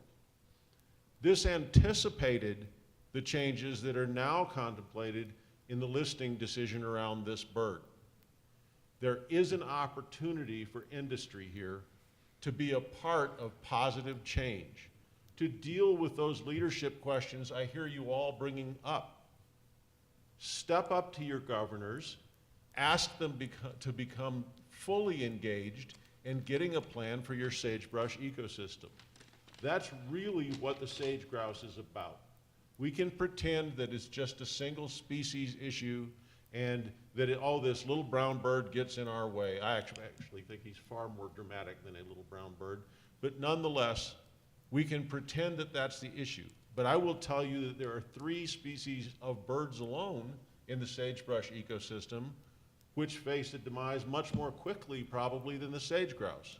And if they are petitioned for listing, we may be in a very different atmosphere as it comes to finding solutions, because the sage grouse is busy telling us that we're already in trouble.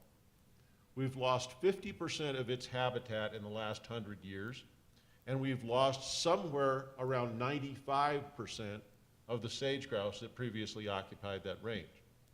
That's not just about sage grouse. It's about the carrying capacity of that land and how we damaged it. So finding a leadership role in doing this is key to you as well. We can have industry run their end of the polls and push the governors not to collaborate and cooperate. Or we can be part of the solution. And it seems to me that that's a far superior role. So I would recommend that all who want to be engaged dive in, get involved, do something about this issue, be a leader. Thank you. Thank you very much, Mr. Rutledge. Mr. Olson? Thank you. My name is Mike Olson. I'm with Statoil in Washington, D.C. It's a pleasure to be here. I also want to express our appreciation for what the administration has done thus far to streamline and modernize infrastructure permitting. Just a little background. Statoil is a multinational oil and gas company headquartered in Stavanger, Norway. Statoil was created or formed by the Norwegian government in 1972, shortly after oil was discovered on the Norwegian continental shelf. Today we have operations in over 30 countries and production of about 1.9 million barrels of oil equivalent per day. In the U.S., Statoil has operations in the Deepwater Gulf of Mexico, as well as in the Eagle Ford Shale, which is in Texas, the Marcellus in Ohio, Pennsylvania, West Virginia, and in the Bakken Shale play in North Dakota. We also have an offshore wind business, and we installed the world's first floating wind turbine offshore Norway. So as a major producer of oil and gas in America, Statoil is very interested in ensuring that our production gets from the field to market and that the regulatory and permitting process works as efficiently and effectively as possible.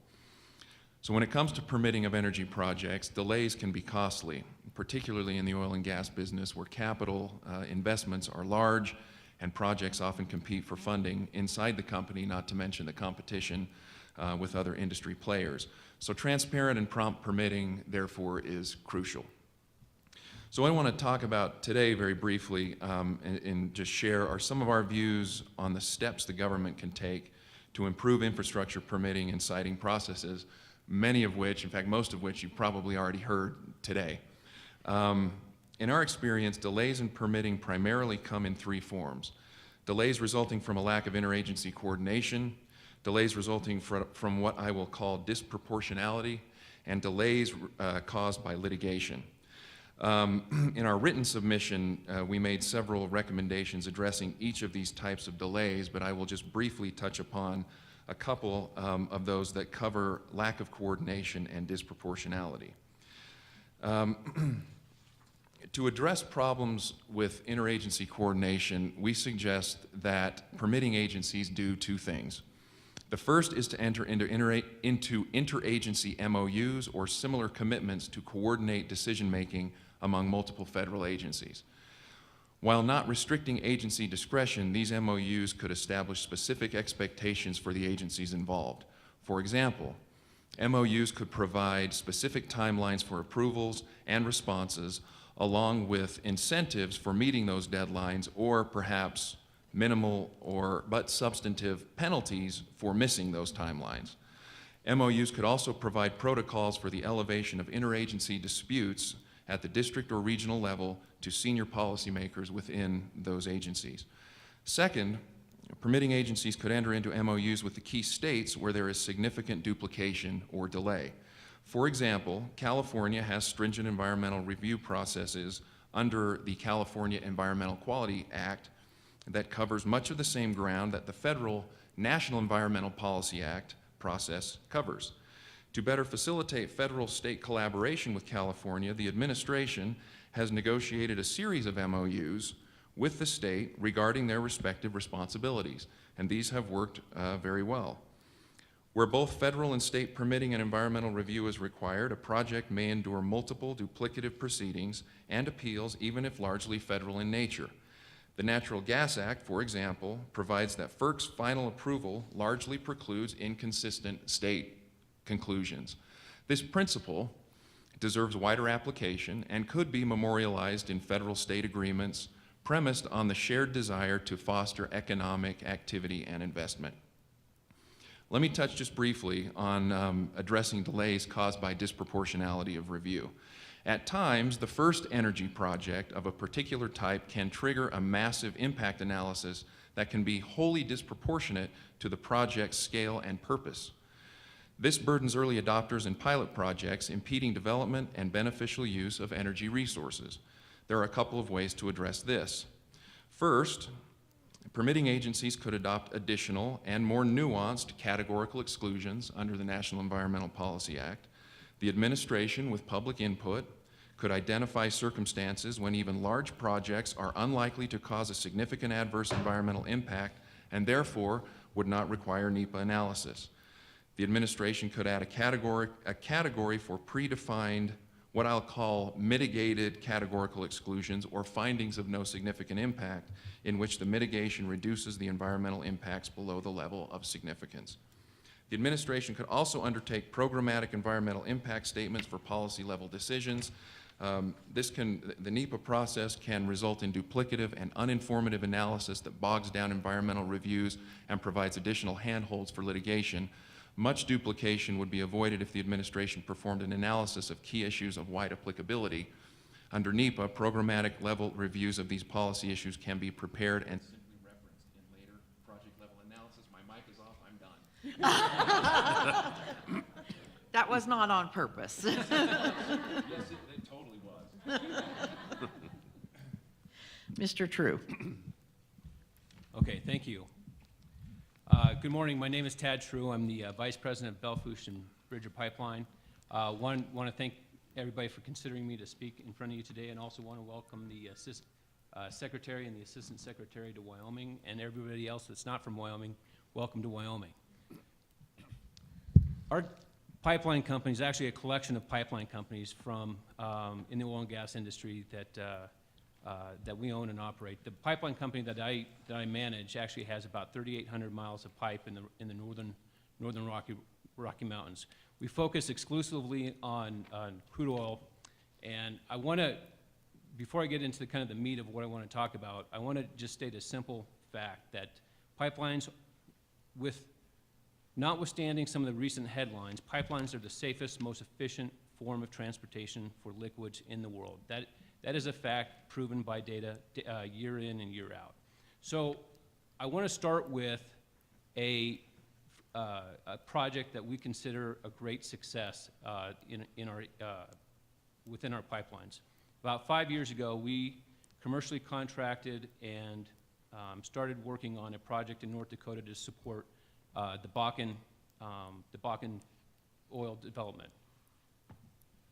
In doing so, we went through the state siting permit, we did all the biological, ecological, archaeological studies, and within a year and a half from commercial contracting to actual completion and startup, we had that pipeline up and running. Today, that pipeline is full. It's transporting about 110,000 barrels a day. And by our estimates, it has taken about 300 trucks per day off of North Dakota's highways.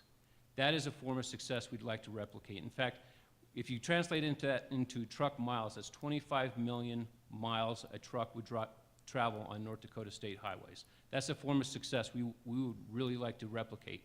However, that type of success is becoming more and more difficult as the federal permitting, especially when you start introducing federal lands. And I have another example I'd like to introduce is one of the projects that we're currently working on is called what we call the Butte Loop Line. That would loop an existing line of ours, or parallel an existing line of ours, through a corridor crossing some of the federal property. Anytime you cross federal property, you introduce, it requires a permitting process. Since this line, this proposed line, was going to parallel an existing line, and another gas line actually went through the same corridor, our experience of working with the BLM actually told us that the permitting process should take about 6 months. And this is actually backed up with discussions with BLM staff that said, yeah, this probably should, the studies are still fresh, and and everything is, you should be able to rely on the existing corridor and the permits that were recently done. With that assumption, we developed commercial contracts for our customers, meaning our customers needed this pipeline to go through in a timely manner.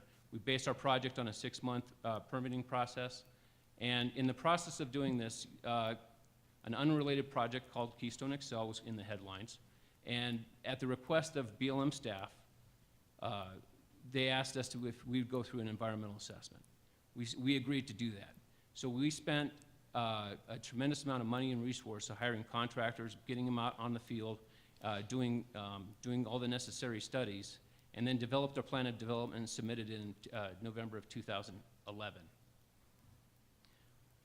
Part of that plan of development also relied on some of the federal government's own resource data. When we submitted that data, or when we submitted that plan, the BLM office came back and told us that actually the data we gave you was actually inaccurate. You're going to have to go back and correct it. So we had to wait another 6 months, and finally after 7 months, we resubmitted the plan of development in July of 2012. At the same time, the BLM office received an instructional memorandum suggesting or instructing the BLM office to revise a resource management plan.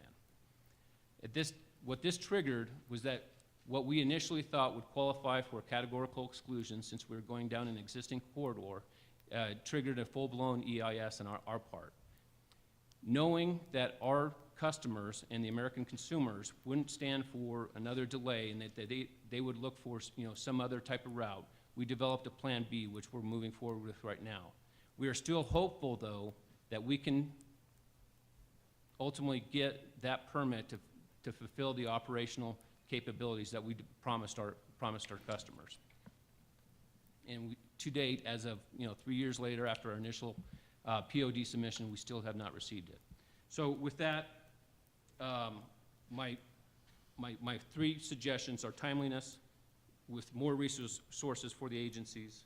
I also believe in common sense decision-making, delegating authority down to the local offices, and at some point, we have to have some certainty in the regulatory process. The goalposts have to stay the same place.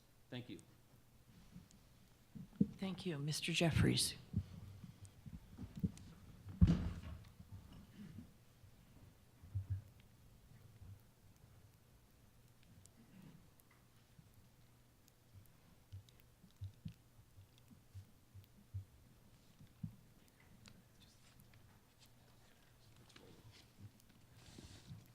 Good morning.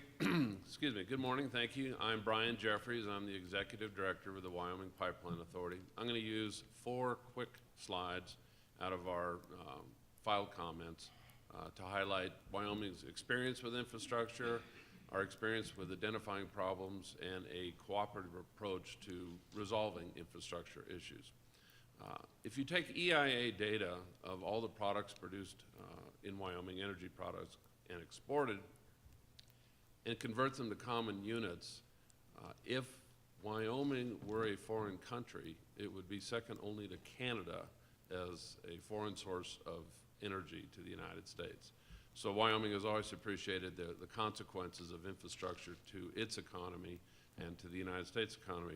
The slide you're looking at is a graph that covers a little over 20 years of the price of natural gas in Wyoming as contrasted with the price of gas in Louisiana, actually the NYMEX settlement price for each month represented on the graph. Owing to a lack of pipeline infrastructure, Wyoming for quite a number of years suffered a reduced price for the value of its natural gas. If you actually take the price differential by month in this graph and apply it to the monthly production, you find that natural gas production over this horizon suffered $32 billion worth of lost value owing to a lack of pipeline infrastructure. And at the state level, that translated into $5 billion worth of lost tax and royalty income. $5 billion goes a long way in a state with a population of roughly 500,000 people. But you can also see the impacts of infrastructure additions in this graph, because each time that differential in price narrows, that reflected new pipelines being built. And if you look at the last few years, it represents success that we now have adequate infrastructure for natural gas. This chart takes us to a reminder that there are other products to consider in Wyoming. We have carbon dioxide pipelines, we have petroleum pipelines. And a few years back, the Wyoming Pipeline Authority and the Enhanced Oil Recovery Institute at the University of Wyoming did a little study on carbon dioxide to just try and develop what a comprehensive CO2 pipeline grid for Wyoming would look like. Our goal was to determine whether you could have a cost-effective system and whether there was a fatal flaw in trying to move carbon dioxide to the many eligible fields in the state. The answer was yes, that you could build a system out that would have reasonable rates and work. Fast forward a couple of years, there were revisions to the Bighorn Basin Resource Management Plan and the Lander Field Office Resource Management Plan, where we discovered that the prospect of enhanced oil recovery with CO2 hadn't been fully considered. We provided comments, others have provided comments. That led us to take a look, though, at whether there was an appreciation for future infrastructure needs that might be lacking in other field offices. So if we take the same chart and we remove the pipelines from it, and I'm sorry that it comes across a little faint in this. These are several different field offices in southwest Wyoming. The light blue segments you see are the corridors identified in their resource management plans as they exist today. Clearly, they don't match across boundaries, and in some places don't connect with other corridors at all. As part of Wyoming's energy strategy, we're looking for a solution in trying to fix problems. And that's taken the form of the Wyoming Pipeline Authority, with the support of the governor and the legislature, filing an application for a comprehensive set of corridors in Wyoming for CO2 pipeline network. This is using the application by the Pipeline Authority as the tool to go through and correct these corridor mismatches. It gives us the opportunity to, rather than deal with individual field office deficiencies as to corridors without the context of understanding how they affect the statewide effort, we can make an application at the state level and try to get these corrected and resolved in context through the Nepa process in a cooperative way where data is collected, analyzed, public comment received, and we get something that's coherent when we're done. And we sincerely appreciate the affirming response that we have so far received from the BLM to this approach, because I want to make it clear the Pipeline Authority is not actually planning on constructing a pipeline, but this is a tool to use the process to deal with these corridor mismatches in a comprehensive way. Thank you.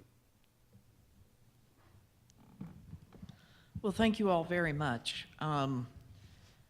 Clearly, we've got some issues, but I heard in terms of how to deal with permitting and citing delays, a couple of really interesting facts, and I'd like you all to give us some further comments and guidance. We heard that reviews are disproportionate, sometimes triggering NEPA, that we need to move away from a one-size-fits-all approach, that we need to include all players in this process, including ecosystem representatives, that comprehensive applications may work and may speed up the process. Amongst all the other good recommendations that you all put forward, those are all great comments for the QER task force to consider. Can you talk about other gaps that exist or other lessons learned that you'd like the task force to consider with regard to oil and gas pipeline permitting and siting? Mr. Jeffries, you want to tackle that one first? The first thing that comes to mind for me is in that chart we showed that we've achieved success in getting adequate natural gas pipeline capacity out of Wyoming and out of the Rocky Mountain region to the rest of the country. That was due, I think, in very large part to the fact that interstate natural gas pipelines are regulated by the FERC and they have siting authority over them, and that the ability to have a single agency manage and have siting authority over projects across state lines was absolutely essential to success in natural gas and needs to be seriously considered for other means of energy transmission and other products. Dr. Clay? Can you hear me? Is this one working? All right. Yeah, one aspect of good public policy is the premise that you can't change what you don't measure. And I think we heard, certainly from our own member companies, and I heard from others on the panel, that the uncertainty with timelines and deadlines, so for example, applying for a permit and having a deadline on paper for an authority to respond to that phase of permitting, sometimes those deadlines are not met. In fact, too often, they are not met. I think one innovative idea would be that the federal government could help bring some sunlight to that by instituting perhaps a kind of agency scorecard for their success in meeting the deadlines in their permitting process. That's something that could occur on all levels of government, but again, federal leadership could show us the way. And we could begin with the federal agencies that have authority for permit resources, permitting for resources, and perhaps use that then as a model for state and local authorities as well. Mr. Rutledge. I guess on that front, the place I would begin is by saying we need to recognize the speed with which we expect change and the complexity of the issues we face as we make these changes. Much has been made of the fact that there have been 6.5 issues per application contending with sage grouse. And the fact is that we've seen the science change dramatically just in the last couple of years that gives us a leg up. I would suggest that there's a trap out there right now that we should all recognize, but we seldom recognize it when it relates to our particular field. We have a press that delivers polarities on anything that they report on. They start way off to the far end of conservation to the people who demand an immediate listing of just about everything. Or they start way off to the right of industry who has said everything that needs to be done is being done, just get out of our way, or let's do away with the Endangered Species Act, it makes us think too much.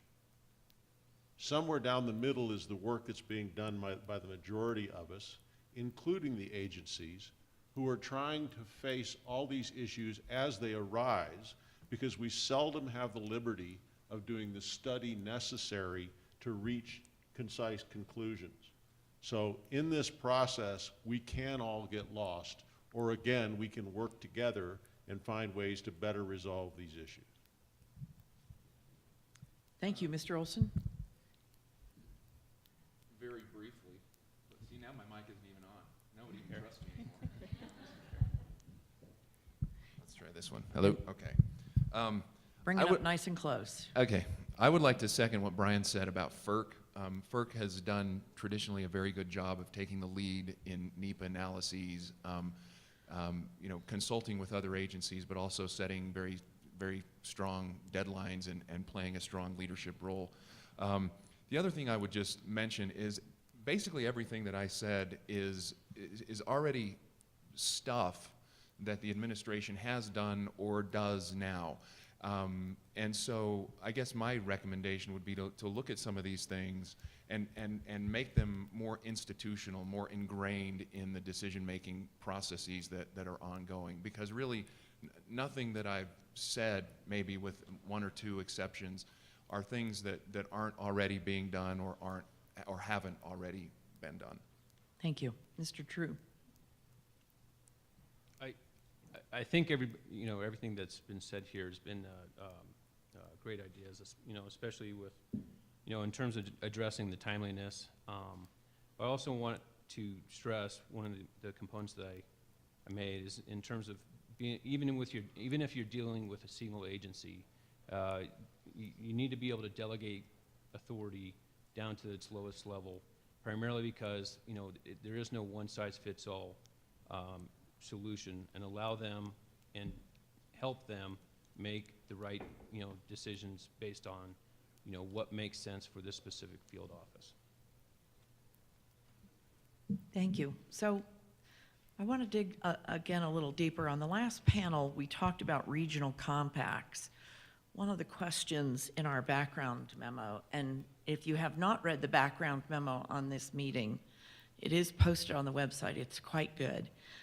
I recommend it to you all. But it talks about considering the need to change jurisdictional boundaries. Is that doable in this industry? Is it needed? Is something like a regional compact a good idea, or are the agencies just needing to expedite their processes? Dr. Clay, you want to start? We'll get right down in the middle.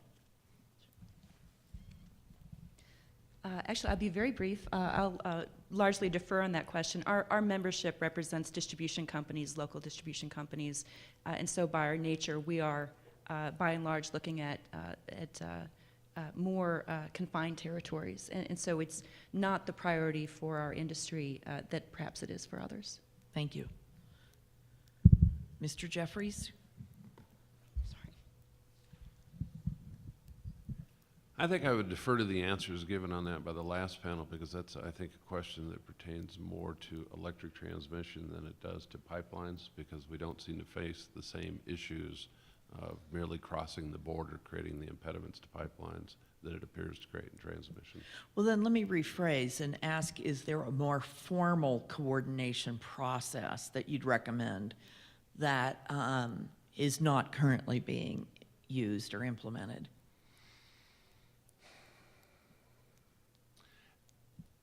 Off the top of my head, it's hard to come up with an answer to that, because it's sort of a sifting through how do you get all the appropriate stakeholders on board, because if you miss one, then your formal process will fail when the left out party objects. Good point. Mr. True. I'd like to offer something that's actually, even though I'm going to speak about the frustrating project that I had, but this is actually a good thing that I saw come out of our process with them, was that we were crossing state border, dealing with multiple offices, and I believe there's 4 offices involved. One office decided to take the lead, and all other offices decided to say, yes, this one office will take the lead, and that actually worked really well. It was within the BLM, but I think that could be a good example of how other interagency could work together. Anyone else want to tackle it? I would just, obviously, our jurisdictional interests are slightly different than the pipelines, but I think it would be important to maintain the same standards across jurisdictions when it comes to dealing with specific ecosystems and species.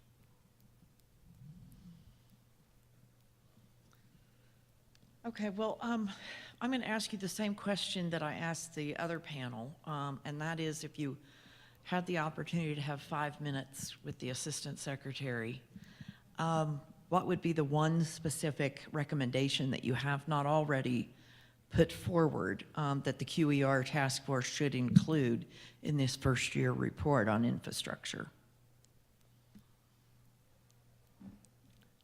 Mr. Jeffries, I'll let you start. Well, I'll cheat and have two. First, I adopt by reference everything that the governor may have said in private to the secretary over breakfast. But second, in specific, given our experience with identifying that corridors didn't match across field offices, we of course only looked at Wyoming.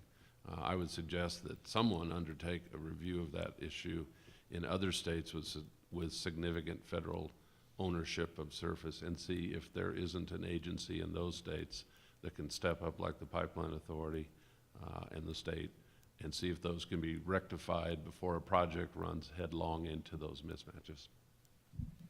Thank you very much. Dr. Clay?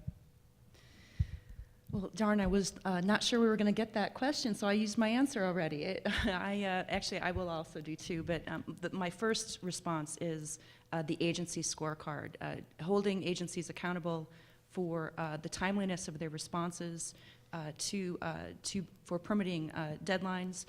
This is a technique that's been used in other areas of government, for example, with the use of alternative fuels or meeting carbon reduction goals for agencies. It's a powerful tool, and I think the QER is the right kind of a platform for it. And then just quickly, secondly, as I noted in my remarks, the very innovative approach that began at the state level is allowing private companies that have applications for permits to offset the costs of that permitting process, provide costs to the agencies to help prioritize those projects. And that was included in a provision in WRDA that was reauthorized this past summer, and it's a good model to look to for other federal permitting authorities. Thank you. Mr. Rutledge. I'd make my comments to the Assistant Secretary. I would ask for continued heavy engagement in getting these plans done across the 11 states and making these communicable so that the folks on the ground understand where they are and work hard on getting our messaging in a clear and, frankly, back to my former theme, the leadership fashion that we need to see. I'd also want to clear up just exactly how things are going on the Wyoming front with this. Our early measures on the Sage-Grouse Core Area Plan have shown that in the 15 million acres designated as core, we have reduced conventional drilling by 60%, but we have seen an increase in directional drilling of almost 1,500%. So we have achieved the limitation on reducing, or the goal of reducing surface fragmentation while maintaining or increasing the output. Mr. Olson. I have a couple thoughts on offshore oil and gas development, but that's probably not relevant for this meeting. So I'll next year. But I would say, I'm sorry? I think I've tried every single one. I think you have. Okay. I would say that I would, I guess, encourage the administration to continue the dialogue with stakeholders, to continue to meet with everyone across the board. And having spent some time in the Interior Department myself, I can really appreciate having the Assistant Secretary here and her staff and others from the Department of Energy recognizing that their schedules are completely full all the time. And so having them here is great. And so my recommendation to have them, do more of this, I know I take my life in my own hands, but this is incredibly helpful to know that you are interested in hearing from us and sharing a dialogue. I would also say that as we move forward and there's an implementation phase, I think that dialogue could continue and that we can work together as we implement some of these things together and work to make sure these things actually happen, whether that's seeking funding or whatever it is. There are going to be opportunities to work together in the future. Thank you. Mr. True. If I had 5 minutes with the secretary or the assistant secretary. I think what I would do is simply clarify what my goal is. And I want to say I share a common goal that I also want to bring I don't have grandkids, but I have kids. I want to be able to be sure to take my kids hunting and fishing as they get older. But I also want them to be able to drive a car and turn on a light in an affordable manner. And our goal, the reason I think I'm up here right now, is I want to eliminate the uncertainty and the confusion that's caused by our existing process, and create a permitting process that we know what we're getting into and takes all the correct ecological mitigation steps to achieve, I think, what I believe ultimately is everybody's goal. Thank you.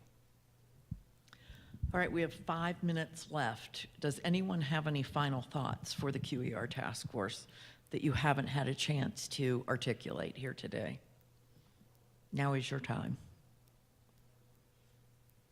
I'm happy to take the time. Give others a chance, but just briefly, your final thought. Very briefly, I would suggest that one of the questions I would have asked earlier, if we hadn't all been so shy, was what can we do to encourage some of the suggestions I think it was Representative Sloan made about developing competitions and so forth to increase and improve technology. And I'm thinking right now particularly around renewable energy development, doing more to encourage that we have less in the way of barriers for wildlife and less in the way of barriers of siting, so that we don't imitate our previous function of damming all our rivers and spending the last 100 years trying to recover from that. Final thoughts. I'd just like to add one more thought. At the end of my remarks, I touched briefly on the Waters of the United States rule, and I did want to take a moment to express AGA's appreciation to EPA for the decision to extend the comment period. It's another example of the administration really taking the stakeholder process seriously, and that was probably a tough decision to take, but it was the right one that will allow us to have a more meaningful engagement, a chance to really analyze the rule. The Waters of the U.S. rule is very relevant to natural gas utility companies because there is some question whether the new definitions would consider temporary trenches that would be par for the course during any kind of repair work. If it were to rain and there were to be water accumulating, would that then be a Waters of the United States? These are certainly not the intended consequences of that kind of rule, but we need to get the language right, and we applaud EPA for allowing us the time to continue to work with them. Anyone else? Well, I know I've learned a lot this morning from each of you. I want to thank you so much. I want to just mention again that your full written statements will be part of the official QER record. And please join me in thanking this stellar panel.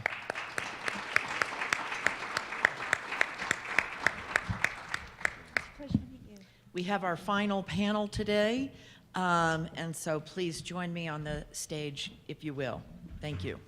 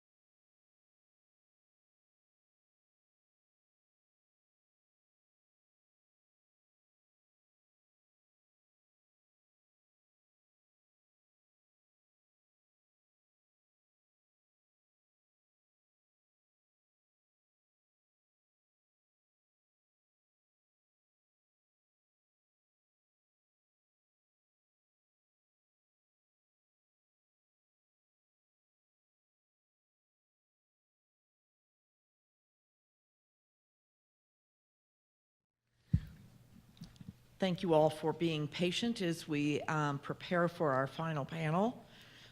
Let me remind everyone again that the panel's views are their own, that our full statements for each panelist will be on the website shortly at www.energy.gov/QER, and look for today's meeting date. Scroll all the way down because there's lots of material there. And for those of you who are listening live streaming, we want to hear from you as well. So please submit your comments to us at QERcomments@hq.doe.gov. So today we're very honored and pleased to have several experts to talk about data needs, mitigation methods, and tools for siting and permitting.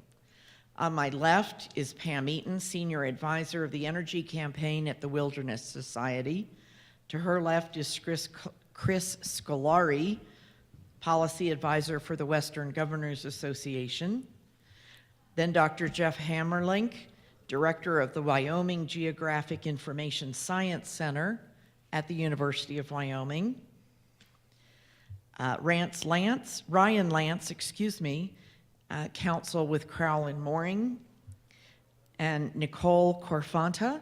Dr. Corfanta is Director of the Ruckelshaus Institute of Environment and Natural Resources at the University of Wyoming. Several of our speakers have presentations today, but let's start with Ms. Eaton. Thank you. Shall I use yours? Yes. Great. Thank you, and I appreciate the opportunity to be here today. I think these questions are really critical.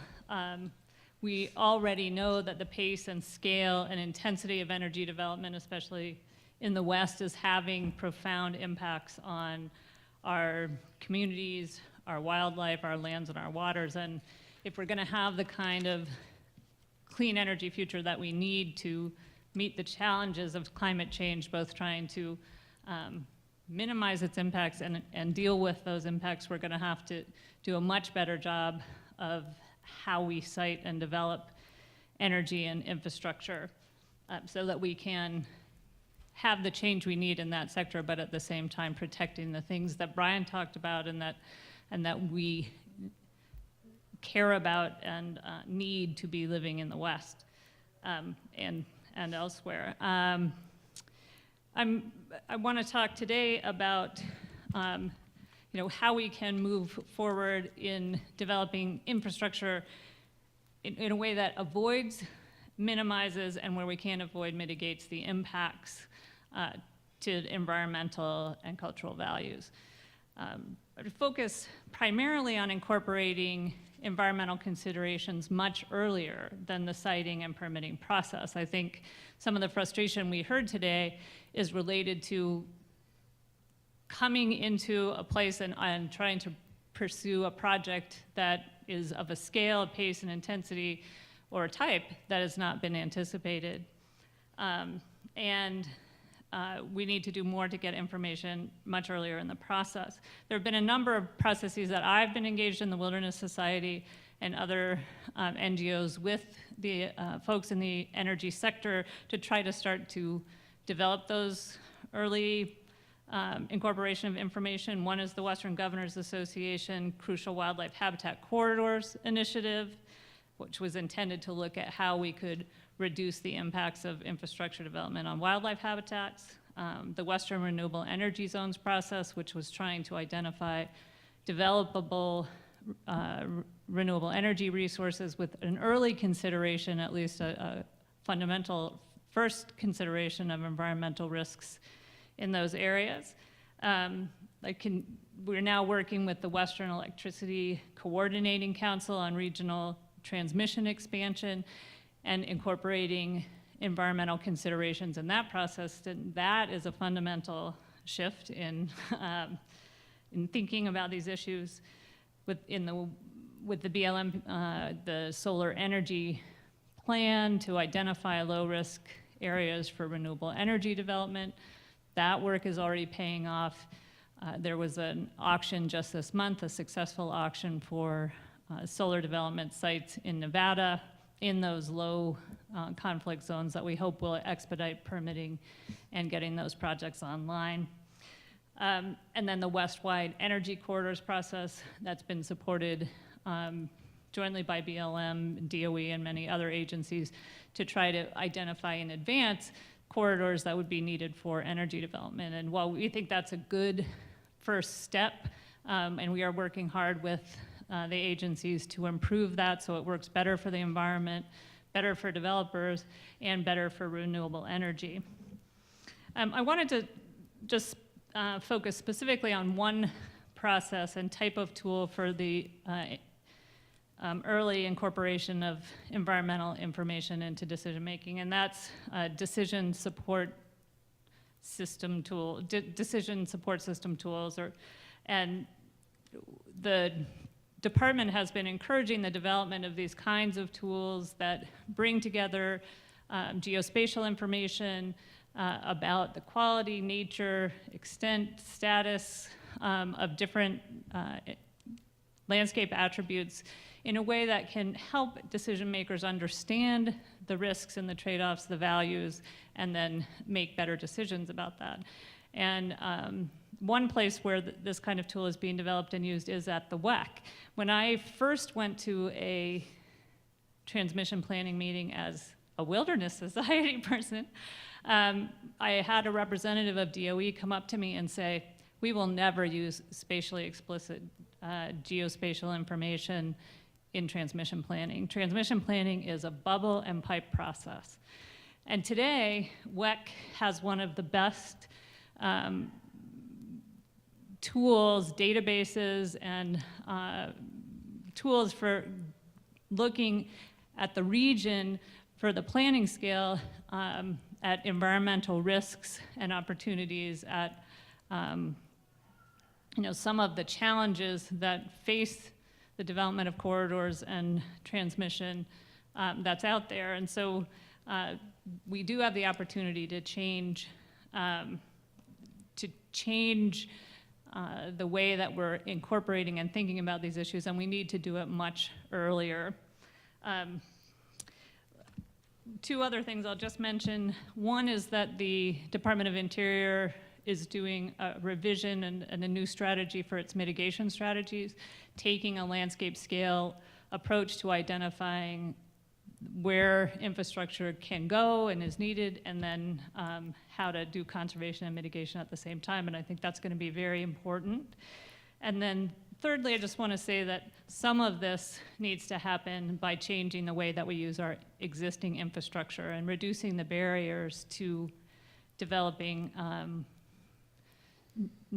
and reusing the existing corridors and existing infrastructure. With that, I'll listen. Thank you. Thank you. Didn't mean to cut you off in mid-sentence. Mr. Scolari. Nice job with that, by the way. Yeah, my name is Chris Scolari. I'm an energy policy advisor with the Western Governors Association based out of Denver. It occurs to me that during the meeting today, two of the main considerations that we've heard quite a bit about are regional planning and our collaboration. It's interesting because these are two of the main items through which WJ works, through which the tools it develops come about, and through which the governors really give us direction and give us permission to go out and seek policy. The first tool I'll discuss today is the CHAT tool. CHAT stands for the Crucial Habitat Assessment Tool. Western Governors CHAT is a non-regulatory GIS-based tool that displays best available maps of crucial wildlife habitat across 16 western states. This data is based on commonly agreed upon definitions that were developed by the Western Governors Wildlife Council. This tool demonstrates strong bipartisan cooperation across these 16 states to develop a cross-boundary informational system that will serve as a first stop for developers in the pre-planning stages of a project. CHAT provides what we call a 30,000-foot overview of crucial habitat for project pre-planning. It could be used for macro siting, energy corridors and transmission routes, as well as for conservation of fish and wildlife habitat. It provides a first look that can be used to guide project planners to more detailed resources housed within individual states. Several states, of course, have their own chat tools, which offer more detailed and state-specific maps and information. These include Washington, Oregon, California, Nevada, Arizona, Wyoming, Montana, New Mexico, and Kansas. This effort shows the Western governor's commitment to reduce time, conflicts, and unanticipated surprises for industry, while at the same time conserving the West's valuable natural resources. Chat makes state wildlife data easily accessible for energy, for transmission, land use, and conservation planners in order to inform land use decision-making processes. The term crucial habitat, which is vital to the tool, is defined as a place likely to provide the natural resources important to aquatic and/or terrestrial wildlife, including species of concern, as well as species that are important for recreational purposes, such as hunting and fishing. The Western Governor's Wildlife Council created the definition of a crucial habitat and decided the categories of data that would need to be rolled up into the crucial habitat data set. That includes everything from fish and game habitat to connectivity between habitats to, of course, species of concern. The states have the flexibility to choose which data and which modeling to include in each of the sublayers that were eventually rolled into the chat tool. This allowed states to include their own priorities while still working within a common agreed-upon framework. A survey of users shows that chat is primarily being used for conservation purposes as well as for energy development and for wildlife management. The crucial habitat data set is downloadable so users can use the information into their own, can take the information and upload it into their own GIS software and then use it in conjunction with other data sets they might be housing internally. The state and regional chats are non-regulatory and therefore really not proper to be used for project-level reviews. Chat really is designed to provide access to state wildlife agency data on a very broad scale that can be very important for project assessment, as well as transmission siting and pre-planning. States have the opportunity to upload their data to our chat tool every 6 months, which really makes the information that's presented on the online tool as current and as reflective of state priorities as possible. Currently, WGA is seeking a long-term host for our chat. We have a request for request for expressions of interest that is out right now and is open through the end of this month. This host, or ultimately team of hosts, will work with WGA to define the future of what chat will look like, and we still expect the states to have an ongoing and very strong role. Additionally, very briefly, we have an additional tool that is being developed through WGA right now. This is called the Regulatory and Permitting Information Desktop Toolkit, affectionately and much more succinctly known as RAPID. This will be an online database for transmission planners, transmission project citers, and will house things such as a database of state and federal transmission-related regulations, roadmaps, legally reviewed roadmaps that will help developers to navigate through these various regulations, and also tell them where to go and who to talk to at each step of the process. This will also include a database of best practices, various memoranda of understanding, and Nepa filings that have been submitted and can therefore be reviewed and hopefully used to help in the planning processes going forward. Finally, we'll also have links to public, externally housed geospatial and other tools, such as the chats and such as the WEC Data Viewer, that can be used in transmission siting and permitting processes. So wrapping up, I'll ask you to please stay tuned to WGA's website as well as our various social media outlets for more information on the rollout of the RAPID Toolkit, which is planned for this coming December. Thank you. Thank you. Dr. Hammerlink, you want to come to the podium?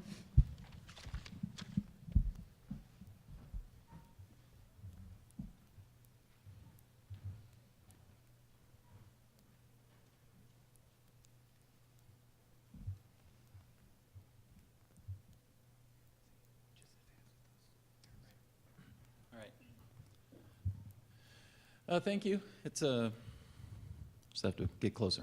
It's a pleasure to participate in this event. The GIS folks don't often get invited to the table, so I appreciate the opportunity. I direct the Wyoming Geographic Information Science Center at the University of Wyoming, where our focus is geospatial. That's the thread that runs through everything we do. We build geographic information products not only for energy development, but for many other types of natural resource applications and economic development activities in the state of Wyoming. WYGISC has had the opportunity to contribute to the WGA Chat project, and we're a partner in Wyoming's Wisdom and DDC mapping applications, as well as the Energy Atlas effort mentioned by Governor Mead earlier this morning. It was gratifying to hear the Secretary mention geography in his remarks, because that impact of geography, it really is an important factor in the issues that we're talking about here this morning. You know, we talk about sustainability of things, and we often talk about the three pillars of sustainability: economics, society, environmental sustainability. And oftentimes those are portrayed as a Venn diagram where all three of them are overlapping. But another way to think about that is, you know, sort of in a nested sort of effect, in that if we're looking at economic sustainability, oftentimes those things are constrained by, I have a fly visiting me here, constrained by societal characteristics as well as even further constrained by environmental characteristics. And so geography plays a real important part in understanding those relationships. It's not just about location, it's about what's going on, the condition at a particular place. And then it's how we interact with our environment and how our environment interacts with us. So when we're talking about geographic or place-based decisions, I want to talk about a different kind of infrastructure that comes into play now that we're here in the information age. And that's a type of infrastructure called spatial data infrastructures. Think of this as any other type of infrastructure: roads, water, utilities, pipelines. It's something that needs to be built, but also needs to be maintained. At the national level, we have had something called the NSDI, the National Spatial Data Infrastructure, for 20 years. I think it was a 1994 executive order that established the NSDI. The components of it are displayed on the left here. And some of these should be familiar to those of you that work with geospatial data. There's the data itself. There are those base data layers that everybody needs and uses. There's metadata documentation to help us discover what other entities have. And then there are clearinghouse sorts of mechanisms to help us actually access and make use of that. Surrounding all of this is the idea of partnerships, which plays into any type of infrastructure, as we've heard today. One of the challenges with the NSDI is that rather than being a national spatial data infrastructure, the emphasis has always been on coordination between federal agencies. And so while there's been some of that cooperation at the federal level, we need to try to expand this so that we're looking at collaboration between federal agencies developing information products and these kinds of applications, and the state and local entities. The diagram on the right shows that, you know, at the federal level, we have fairly coarse data, low resolution, with cost, but that cost increases as we look for the value added, as we look for the more detailed data at the state level and then at the local level. And it's oftentimes at this local level is where the data resides that we need to do the types of activities that we're talking about today.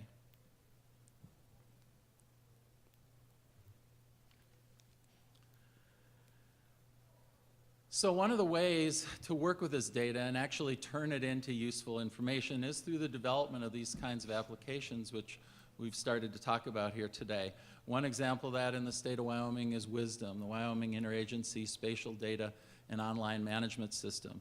It was an effort that was funded by DOE as part of the money that came to the WGA for the regional chat, but it also helped support statewide efforts to look at tools that would bring wildlife considerations into the discussion when considering energy development. We're expanding that now in our state, primarily with a driver coming from the governor's energy strategy. A little hard to see, it's a little blurry there, but what I've circled on the right is the development of an Energy Atlas GIS decision support tool. Governor Mead also mentioned this as well. We've taken a first step in looking toward developing that tool with a brand new geospatial clearinghouse for the state that just came online this week, the Wyoming Geospatial Hub, we'll move forward with the Energy Atlas piece of that here over the next several months. I won't talk about the chat, but there's a screen capture of the website. It's important that these state efforts integrate with these regional efforts and national efforts as well, and I'm hoping we can get to that on the panel. And finally, these are some of the issues that we need to think about when we're talking about an information infrastructure to support place-based decision-making. It's about different characteristics of the data. It's about not only creating these data, but also maintaining them. And it's about how do we strategize about getting folks to actually use these applications and use them appropriately. Thank you. Thank you very much. Our next speaker also has PowerPoints. Mr. Lance?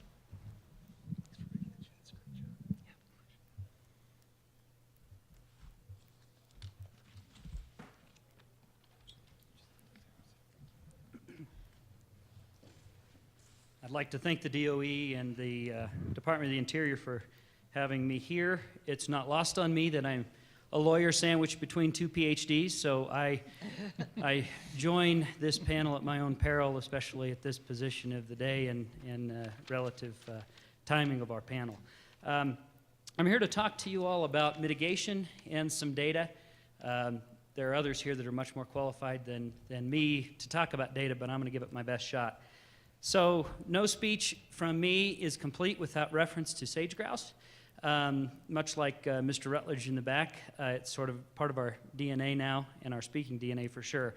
So in early 2003, what we heard very clearly leading into a lot of the discussions about sage grouse was you have to conserve large intact blocks of habitat or the bird is going to be listed and mankind is going to end. So being smart bureaucrats, we listened and we came up with our best cut at what we thought Interior wanted.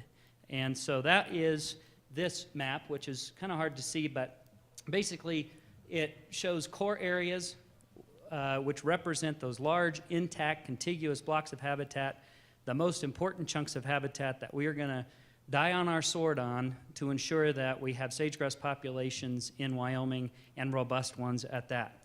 So a lot of folks in industry came into my then boss, Governor Friedenthal, and said, you're setting aside an awful lot of habitat, Dave. Why? This is an awful lot of opportunity that we are giving up on inside those core habitats. We're giving up on wind and oil and gas and other activities in these core areas. What gives? And the rationale centered on this notion of controlling chaos. We knew what a listing would mean to us, and we knew that we had to do something about it because a statewide listing was simply untenable to us. As you look at this, this is what a listing would do to oil and gas alone in Wyoming. If it's listed across all of its range in the state, it basically takes 64% of all producing wells off the table for production. It takes roughly 83% of the total gas production in 2008 off the table. And it takes the total oil production, about 64% of it, off the table. This doesn't talk about expansion going forward. Simply unacceptable in a state that's highly dependent on a resource base like Wyoming. So, overlaying that with the core areas, you change the dynamic significantly while still conserving the species, which is of critical importance to Wyoming and our partners that pay the tax bill in this state. The numbers go down dramatically to less than 10% effect on all of those resources we talked about earlier. So, coming forward, we learned just how brilliant we were in Wyoming because in October, the Secretary of the Interior released Secretarial Order 3330 to talk about improving mitigation, and a lot of it was geared towards the same sort of core premises that we brought forward in the core strategy 5-6 years earlier.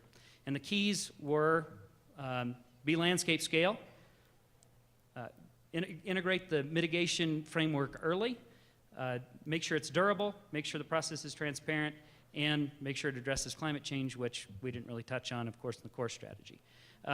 So in April of this year, after the secretarial order, we were due up to provide a report from Interior. We weren't, but Interior was, and it said, these are the things you have to incorporate. So we have this notion of avoidance through the core area strategy. We have minimizing our footprint. What we don't have is what do we do after the fact in these core areas and adjacent habitats associated with them. And the reality of the circumstances are in this state that sometimes the resources simply are where they are, and you can't avoid it. So we have to have a thoughtful path forward. So we realized also that public involvement in conservation in terms of public funding is declining at a rapid rate. No matter what folks say about land and water conservation fund funding, it's dropping like a rock. And that's not going to change. So we have to align the incentives across this country to incentivize private investment in conservation that aligns with benefits to other entities like industry so they can get permitting done quicker.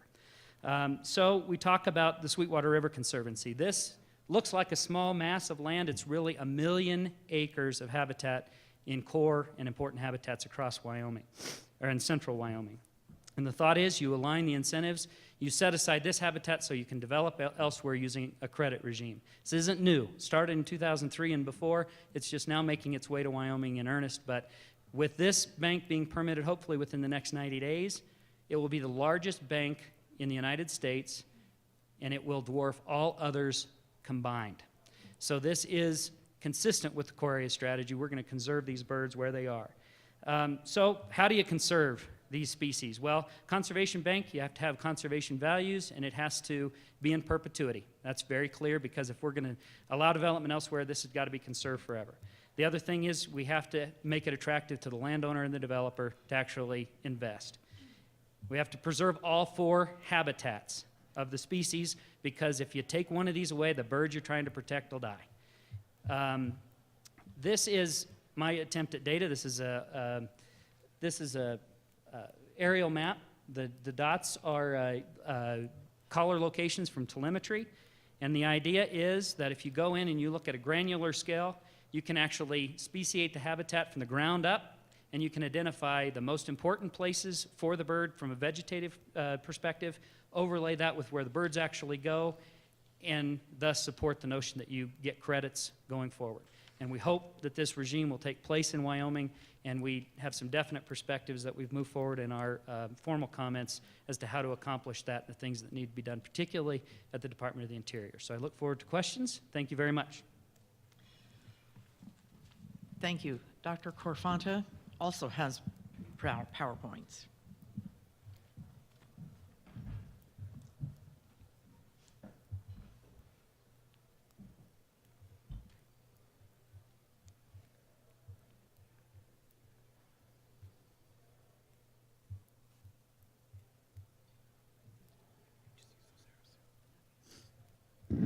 Thank you, and thanks so much for the opportunity to talk to you today about the intersection of energy development, mitigation, and wildlife, which is where I'll focus, and about infrastructure in general. So we all know that Wyoming is a nexus for world-class energy reserves and for world-class wildlife populations. In our quest to manage both of those resources sustainably, mitigation has become a critical piece. It's also a challenging balancing act. But with a long history of energy development in Wyoming, we have a growing body of mitigation case studies from which to learn what's working well, where we need to improve, and what data we need to do it better. As scientists, we always want more and better data. That's axiomatic. But I see 3 major types of data that could really move the mitigation field forward. First, this is information more than data, but we need a shared mitigation language. We need solid baseline data to guide planning and siting, and a set of mitigation best practices that are based on the experiments we're doing out in the field. So first, a common vernacular. As a field, mitigation is complex, and it's made all the more complicated by a thorny bunch of terminology that's often conflicting, opaque, and confusing. So the first step really is to disentangle the terminology around mitigation so it's more accessible to the stakeholders who are interested in mitigating any impacts. That's been a first step in the Ruckelshaus Institute that I represent today. We've created a couple of informational primers on mitigating natural gas impacts to wildlife, wind impacts, and most recently on market-based mechanisms for conserving wildlife. Those are available on our website, but still needed is more standardization of the terminology used by mitigation stakeholders, and most importantly, clear metrics of what constitutes successful mitigation. That will help us evaluate our efforts and improve the transferability of lessons learned. Second, baseline data. We need to create and consider early on baseline data on the distribution and movement patterns of wildlife populations to appropriately site energy infrastructure. The CEQ's mitigation hierarchy tells us that avoiding impacts is more effective and often less expensive than those later steps in the hierarchy, that is, compensating for them later. Experiences in Wyoming with mitigation support that. That means that careful siting of energy infrastructure is among the most important mitigation tools we have at our disposal, where in places where wildlife management is also a priority. So here's a concrete example. Maintaining historic migration corridors through which mule deer and pronghorn move between traditional summer and winter ranges is a growing management priority. And yet, most migration routes are invisible to us for lack of data. Once we map these routes, we can site and consolidate energy infrastructure, use directional drilling in the case of natural gas development, and still develop the energy resource, but with less surface disturbance in the migration route. Good baseline data helps industry and land management agencies with that sort of creative siting approach. But even when available, baseline data are of little value if they're not considered early, ideally in the pre-leasing stage, all the way through to actual infrastructure siting. Third, mitigation best practices. Let's learn from our mitigation experiments. As energy development continues apace in areas where we also want to sustain wildlife, we're seeing also a boom in new and creative mitigation tools that are being used on the ground. Just in the last few years, and we've heard from Ryan on this, we've seen projects that range from sagebrush fertilization for mule deer habitat improvement to large-scale habitat exchanges that rely on markets to offset impacts in one location with habitat improvements at another location. But do they work? Whether these are effective mitigation practices must be evaluated methodically and transparently to quantify the realized conservation benefits. A good example comes from the Pinedale Anticline project area in the Upper Green River Basin of Wyoming.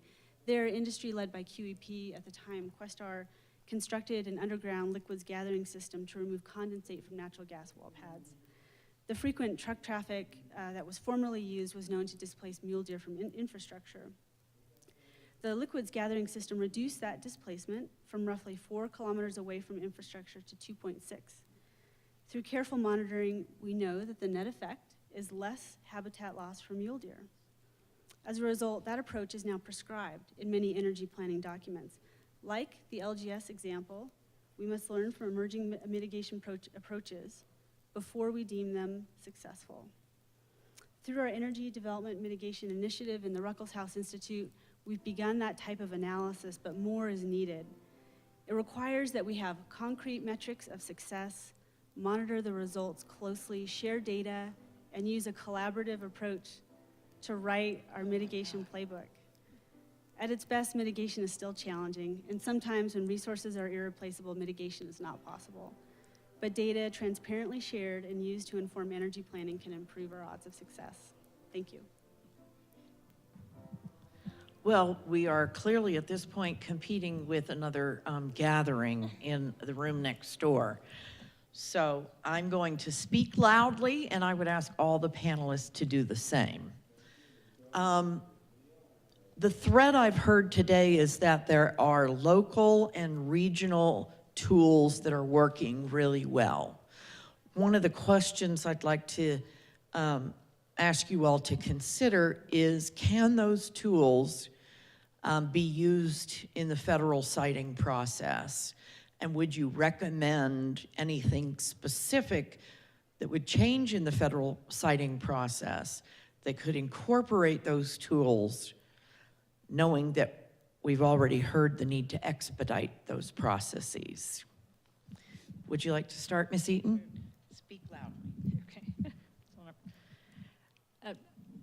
I do think that there are opportunities and ongoing efforts to use these kinds of tools in the federal processes. I guess I would want to go back to my point about WEC and the use of these tools in the electricity planning part of the process, because I think that that's a significant change, and one that has the potential to develop alternatives much earlier in the planning process, so that we can have electrical solutions that are able to anticipate and address the kinds of on-the-ground issues that we're talking about here today. And I will say that I've had engineers come up to us in both Colorado and in California and say, it's really cool to see this information. I actually could see some different ways we could do this by thinking about these things early. And so while I think I really want to emphasize the things that other people are talking about and the need to use it in the federal land planning processes and with the states and develop plans that anticipate these things. I think that equally we need to be developing tools and methods for educating and engaging the electricity and energy side about these issues and how they can help anticipate and address the challenges early on.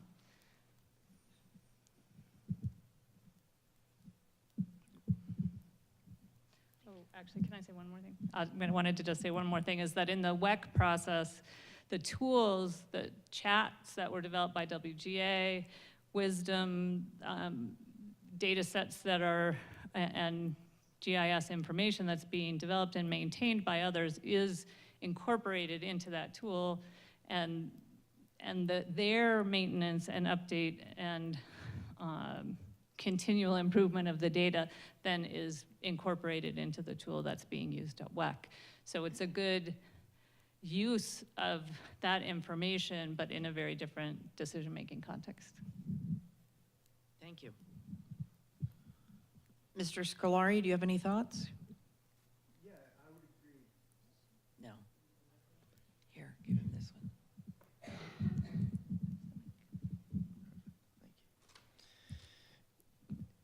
Yeah, I would agree. The one thing I would offer also, though, is that these tools, as valuable as they are, need to be used in the right context, particularly by federal agencies.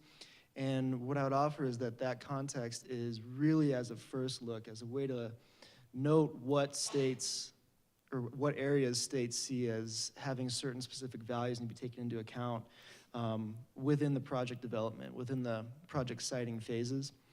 I would say that these are not and are not intended to be substitutes for interaction and consultation directly with state experts, use of state data, and really substantive discussion about any proposed project, any proposed rulemaking, whatever it might be, with state experts and with other folks, perhaps from industry, that can really offer something to that discussion that will ultimately benefit everybody in the process.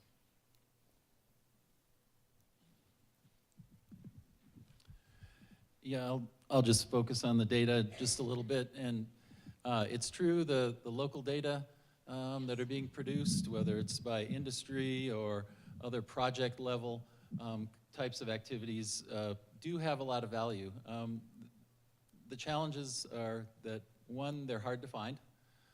So somebody might develop a great topographic data set using LiDAR, very highly accurate elevation data that has a lot of applications, but nobody else knows that it exists.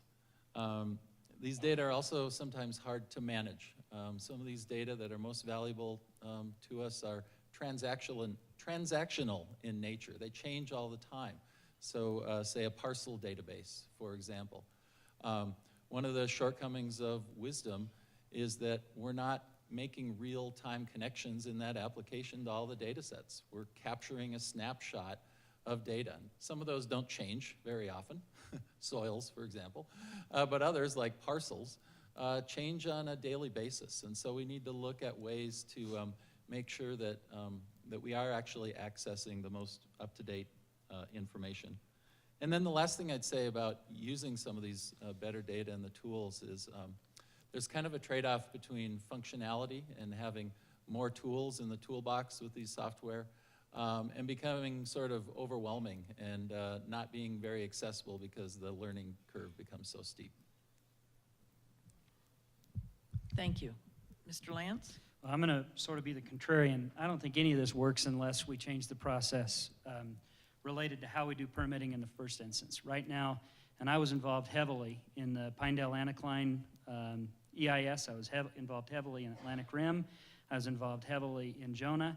And the fact is that the state parties come to the table, the local parties come to the table, the BLM comes to the table, and there are several entities that sit on the sidelines and throw darts after the fact and gum up the works, as opposed to joining the rest of us in the room and coming up with rational solutions.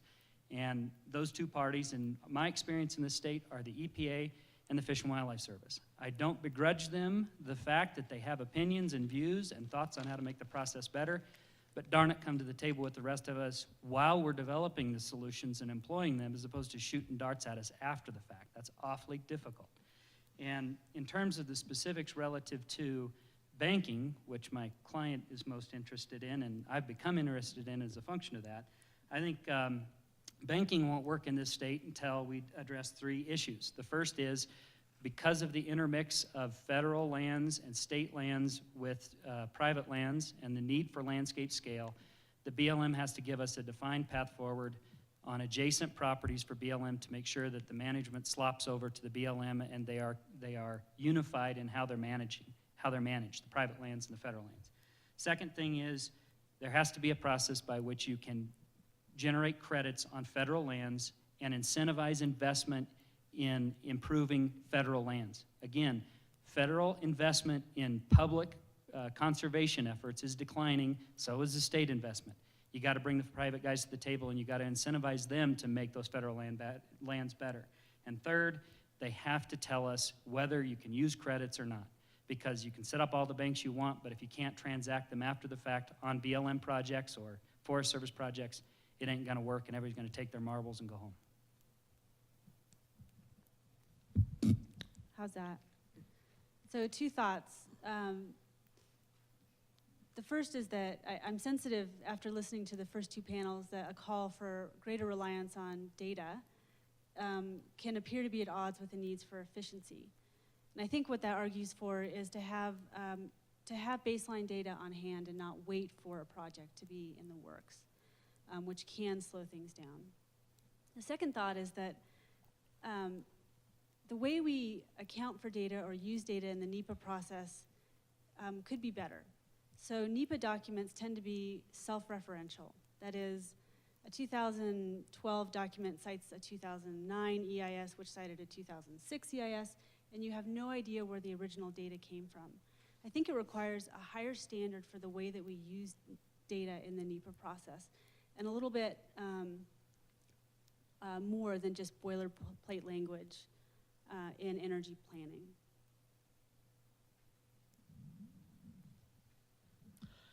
All good suggestions on tools. Let's talk a little bit more about mitigation. Are there compensatory mitigation suggestions, methods, alternatives that you all might suggest that the QER task force can take into consideration, looking at both the state, regional, and federal levels?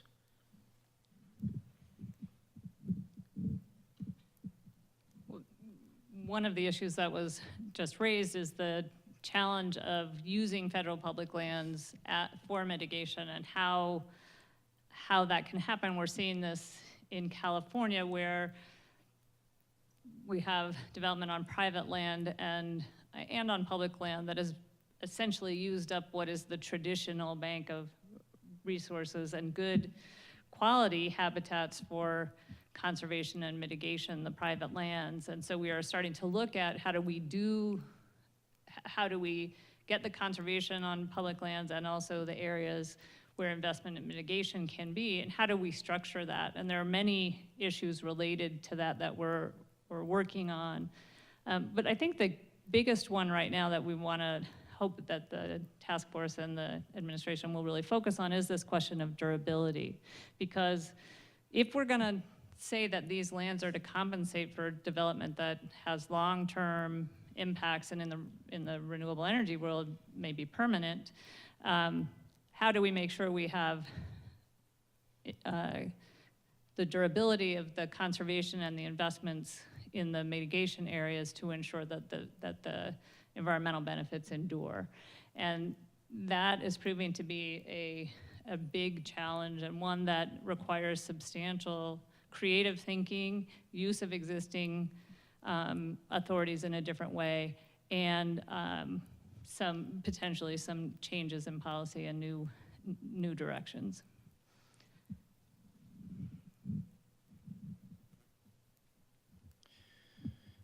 Yeah, I would agree. I think another consideration that should be taken into account is predictability. So as projects come about and as the new landscape scale mitigation initiative moves forward, one of the big things that will need to be taken into account by project developers and project proponents, as well as environmental groups, is what will the requirements be with regards, and what will be allowable with regards to compensatory mitigation. So along with that, I would say that consistency is going to be very important, and translating that across both federal and state lands and private lands in a way that any project proponent or proposed developer or somebody expanding a line perhaps will know what may be required of them, and will be able to develop their plans in a way that will coincide with what the requirements either have been in the past or are likely to be in the future. I'll pass on this one and let the attorney and scientist to my left comment. Well, functionally there has to be, because there are only, in most instances you can minimize a lot of the effects, you can avoid a lot of the effects of a project, but you're always left with some increment that has to be mitigated. And we faced that right out of the chutes here in Wyoming at Jonah. And the reality was we were at 30-acre spacing, 5 and 10-acre spacing right after that. And at a certain threshold, you don't have habitat left. You don't have the environmental increment to protect anymore. So you have to go elsewhere to offset that impact. And the real question is, what are you going to accept and what's the standard? The reality is that in the 2003 regulations, the Fish and Wildlife Service charts a very clear course in terms of what they want for the durability on private lands, and that's perpetuity. They want these lands set aside under a conservation easement that is enforceable in perpetuity. What is ironic is the current state of play in Washington from some environmental interests is that they're converting that to say we want to actually lessen that standard so we can attract more people to the table. I don't think that works. I think we maintain our standards and we move forward with those standards, and we encourage our federal partners on federal lands as Wilderness Society and others have stood alongside thoughtful conservation and continue to say we want a durable period that makes sense for the species, and we're not going to accept any less. And the minute we start, that's when all of these fancy tools start to erode, and they don't have much utility and nobody trusts them. So I encourage people to maintain a high standard and don't dumb it down based upon the newest widget and shiny object we find on the ground. I agree with that comment completely. I think in very highly industrialized landscapes, the potential for on-site mitigation is really limited. We do what we can, but there's still a lot of impact that remains to be mitigated. And that's the future. Compensatory mitigation is definitely the future. The question is, how do we know we've been successful? What are the standards for compensatory mitigation? Most commonly, we hear about money spent, acres conserved, acres gets closer. From a wildlife perspective, we really want to know how those translate into changes in the wildlife populations in which we're interested. And right now, that's hard. That's just difficult. And that's where the real leading edge of the scientific piece of this is in compensatory mitigation, is understanding how those mitigation actions actually affect the wildlife we're interested in conserving. Okay, I'm going to give you all the chance that I've given every other panel, and that is your one specific recommendation to the QER task force and to this administration. Why don't we start with Dr. Corfonta and come down the row? I have been excited to see some of the memoranda that have come out of the BLM recently on mitigation, which essentially formalizes and institutionalizes a commitment to mitigation. I think that's, there's a lot of promise there. And I would just encourage that we put some numbers to that so that we have some better defined metrics of what constitutes good mitigation. I think that's the next step. Well, my thought is come out and see us more often. It's great to get these edicts from the other side of the Potomac, but frankly, core area strategy was developed right here, and now it's the national template. You all have great ideas in Washington, and we really appreciate seeing them after you come out from behind your closed doors, but we'd really appreciate it if you join us out here and jointly develop those solutions as opposed to just sending them down as directives and internal memoranda.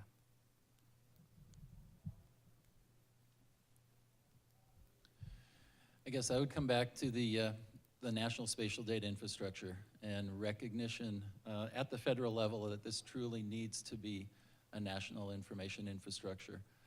It needs more support both within the federal agencies themselves and also within individual agencies supporting your federal offices on the ground in the individual states. A key to that, I think, is re-energizing the Geospatial Liaisons Program and the U.S. Geologic Survey. That entity has faced cuts recently, and it's such an important tie in terms of spatial literacy and information technologies and sharing of data for decision-making between the federal agencies and state agencies. That would be my recommendation. I would in large part reiterate what Mr. Lance said. I think there's really no substitute for direct, substantive, and in large part in-person consultation with Western states and with the various stakeholders housed within Western states. I think that the paradigm is so different within the West as compared to the East that is of utmost importance. So the more consultation, the more discussion can happen on the front end as things develop, as timelines come about, and as new things are considered by federal agencies. I think the more benefit we're going to have at all levels of project design, project implementation, and ultimately at conservation as well.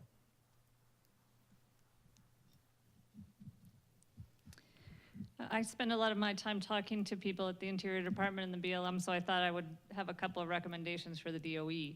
And one is to continue to fund both the development of this kind of environmental information for use in electricity and energy planning and development, but also stakeholder processes. I think that engaging a broader set of stakeholders in how we think about the development and deployment of our energy resources will help in trying to anticipate and think about where these challenges are going to be in the future, and they are going to be significant.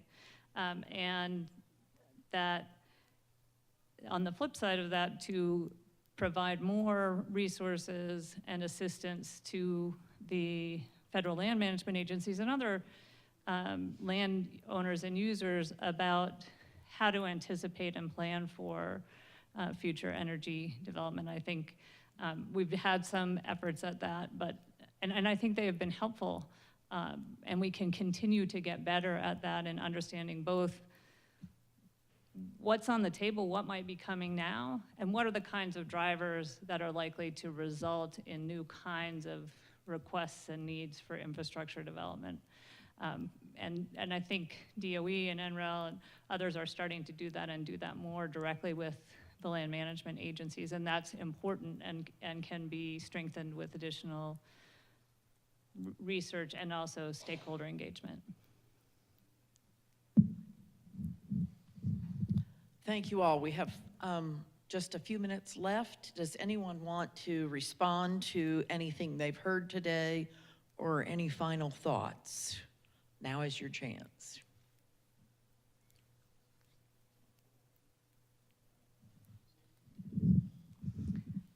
I just wanted to thank everyone for being here and for this process and for incorporating this these issues of citing and go back to the fact that there are many values out there that we have to reconcile and reckon with, and figuring out how to do that better and how to work together better to get to those solutions that meet a range of our needs and support our systems is really important, and appreciate the consideration of these issues. Thanks. All right, well, I think this is just the beginning of a long discussion on data and mitigation strategies. Want to thank you all for being here. Thank you for sharing your thoughts. And please join me in giving them a big round of applause.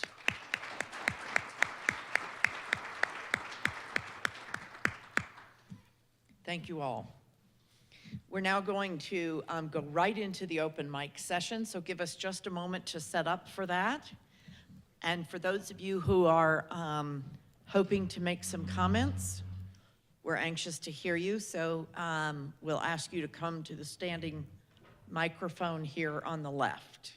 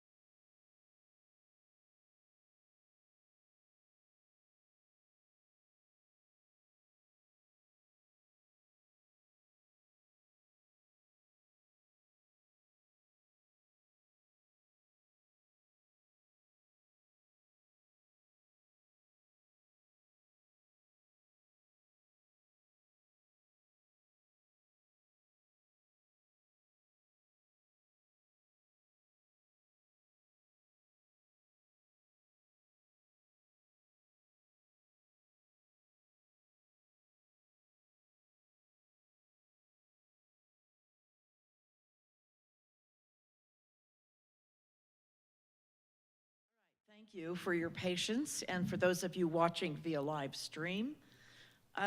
We want to hear from everyone at this meeting, whether you're in the room or whether you are listening via live stream. Unfortunately, we can't hear from people live stream. That's a technology that is beyond us today, but we do want to hear from all of you in the room. We asked you to sign in and to indicate whether or not you wanted to speak. And so the first person we have was uncertain, so let me just call on her and see if she is still in the room. Nadia Kalazewski. Okay. And the other is Noreen Kasparik. You'll provide written comments, okay? Then let me open the floor to anyone who's here listening who would like to make a comment. I made the terrible error of not introducing my fellow panelists, and I apologize to you all. Those who are listening today are from the Department of Energy. Dr. Karen Wayland, we heard from in the beginning, and her colleagues, Matt McGovern and John Richards, are both senior advisors to Dr. Wayland. They are anxious to hear from anyone who is willing to get up to the microphone today. It's been a long meeting, and we've lost some people in the room. So we hope that you will all submit written comments as well.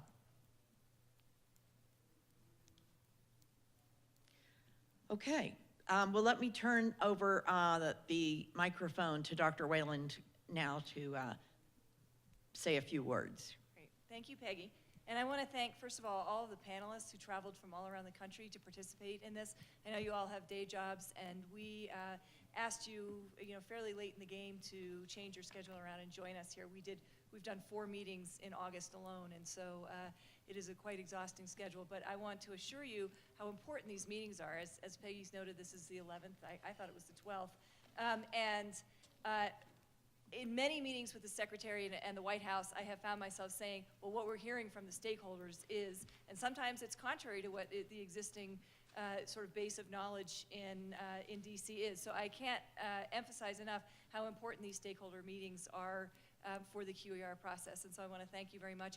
You will find not only the statements from the panelists today on the web, but also in a couple weeks you'll find meeting summaries of today's meeting and a transcript. So I urge you to go look at that, and I want to assure you that we at the Department of Energy and within the federal family will be using the transcripts and the statements and notes and the comments that we receive through the QER comments email to help us do our analysis and to help us form the recommendations that will come out of the QER process. So I want to thank the Department of Energy staff and Energetics for helping us to make this a successful meeting, and thank you again as stakeholders for helping us to move this process forward.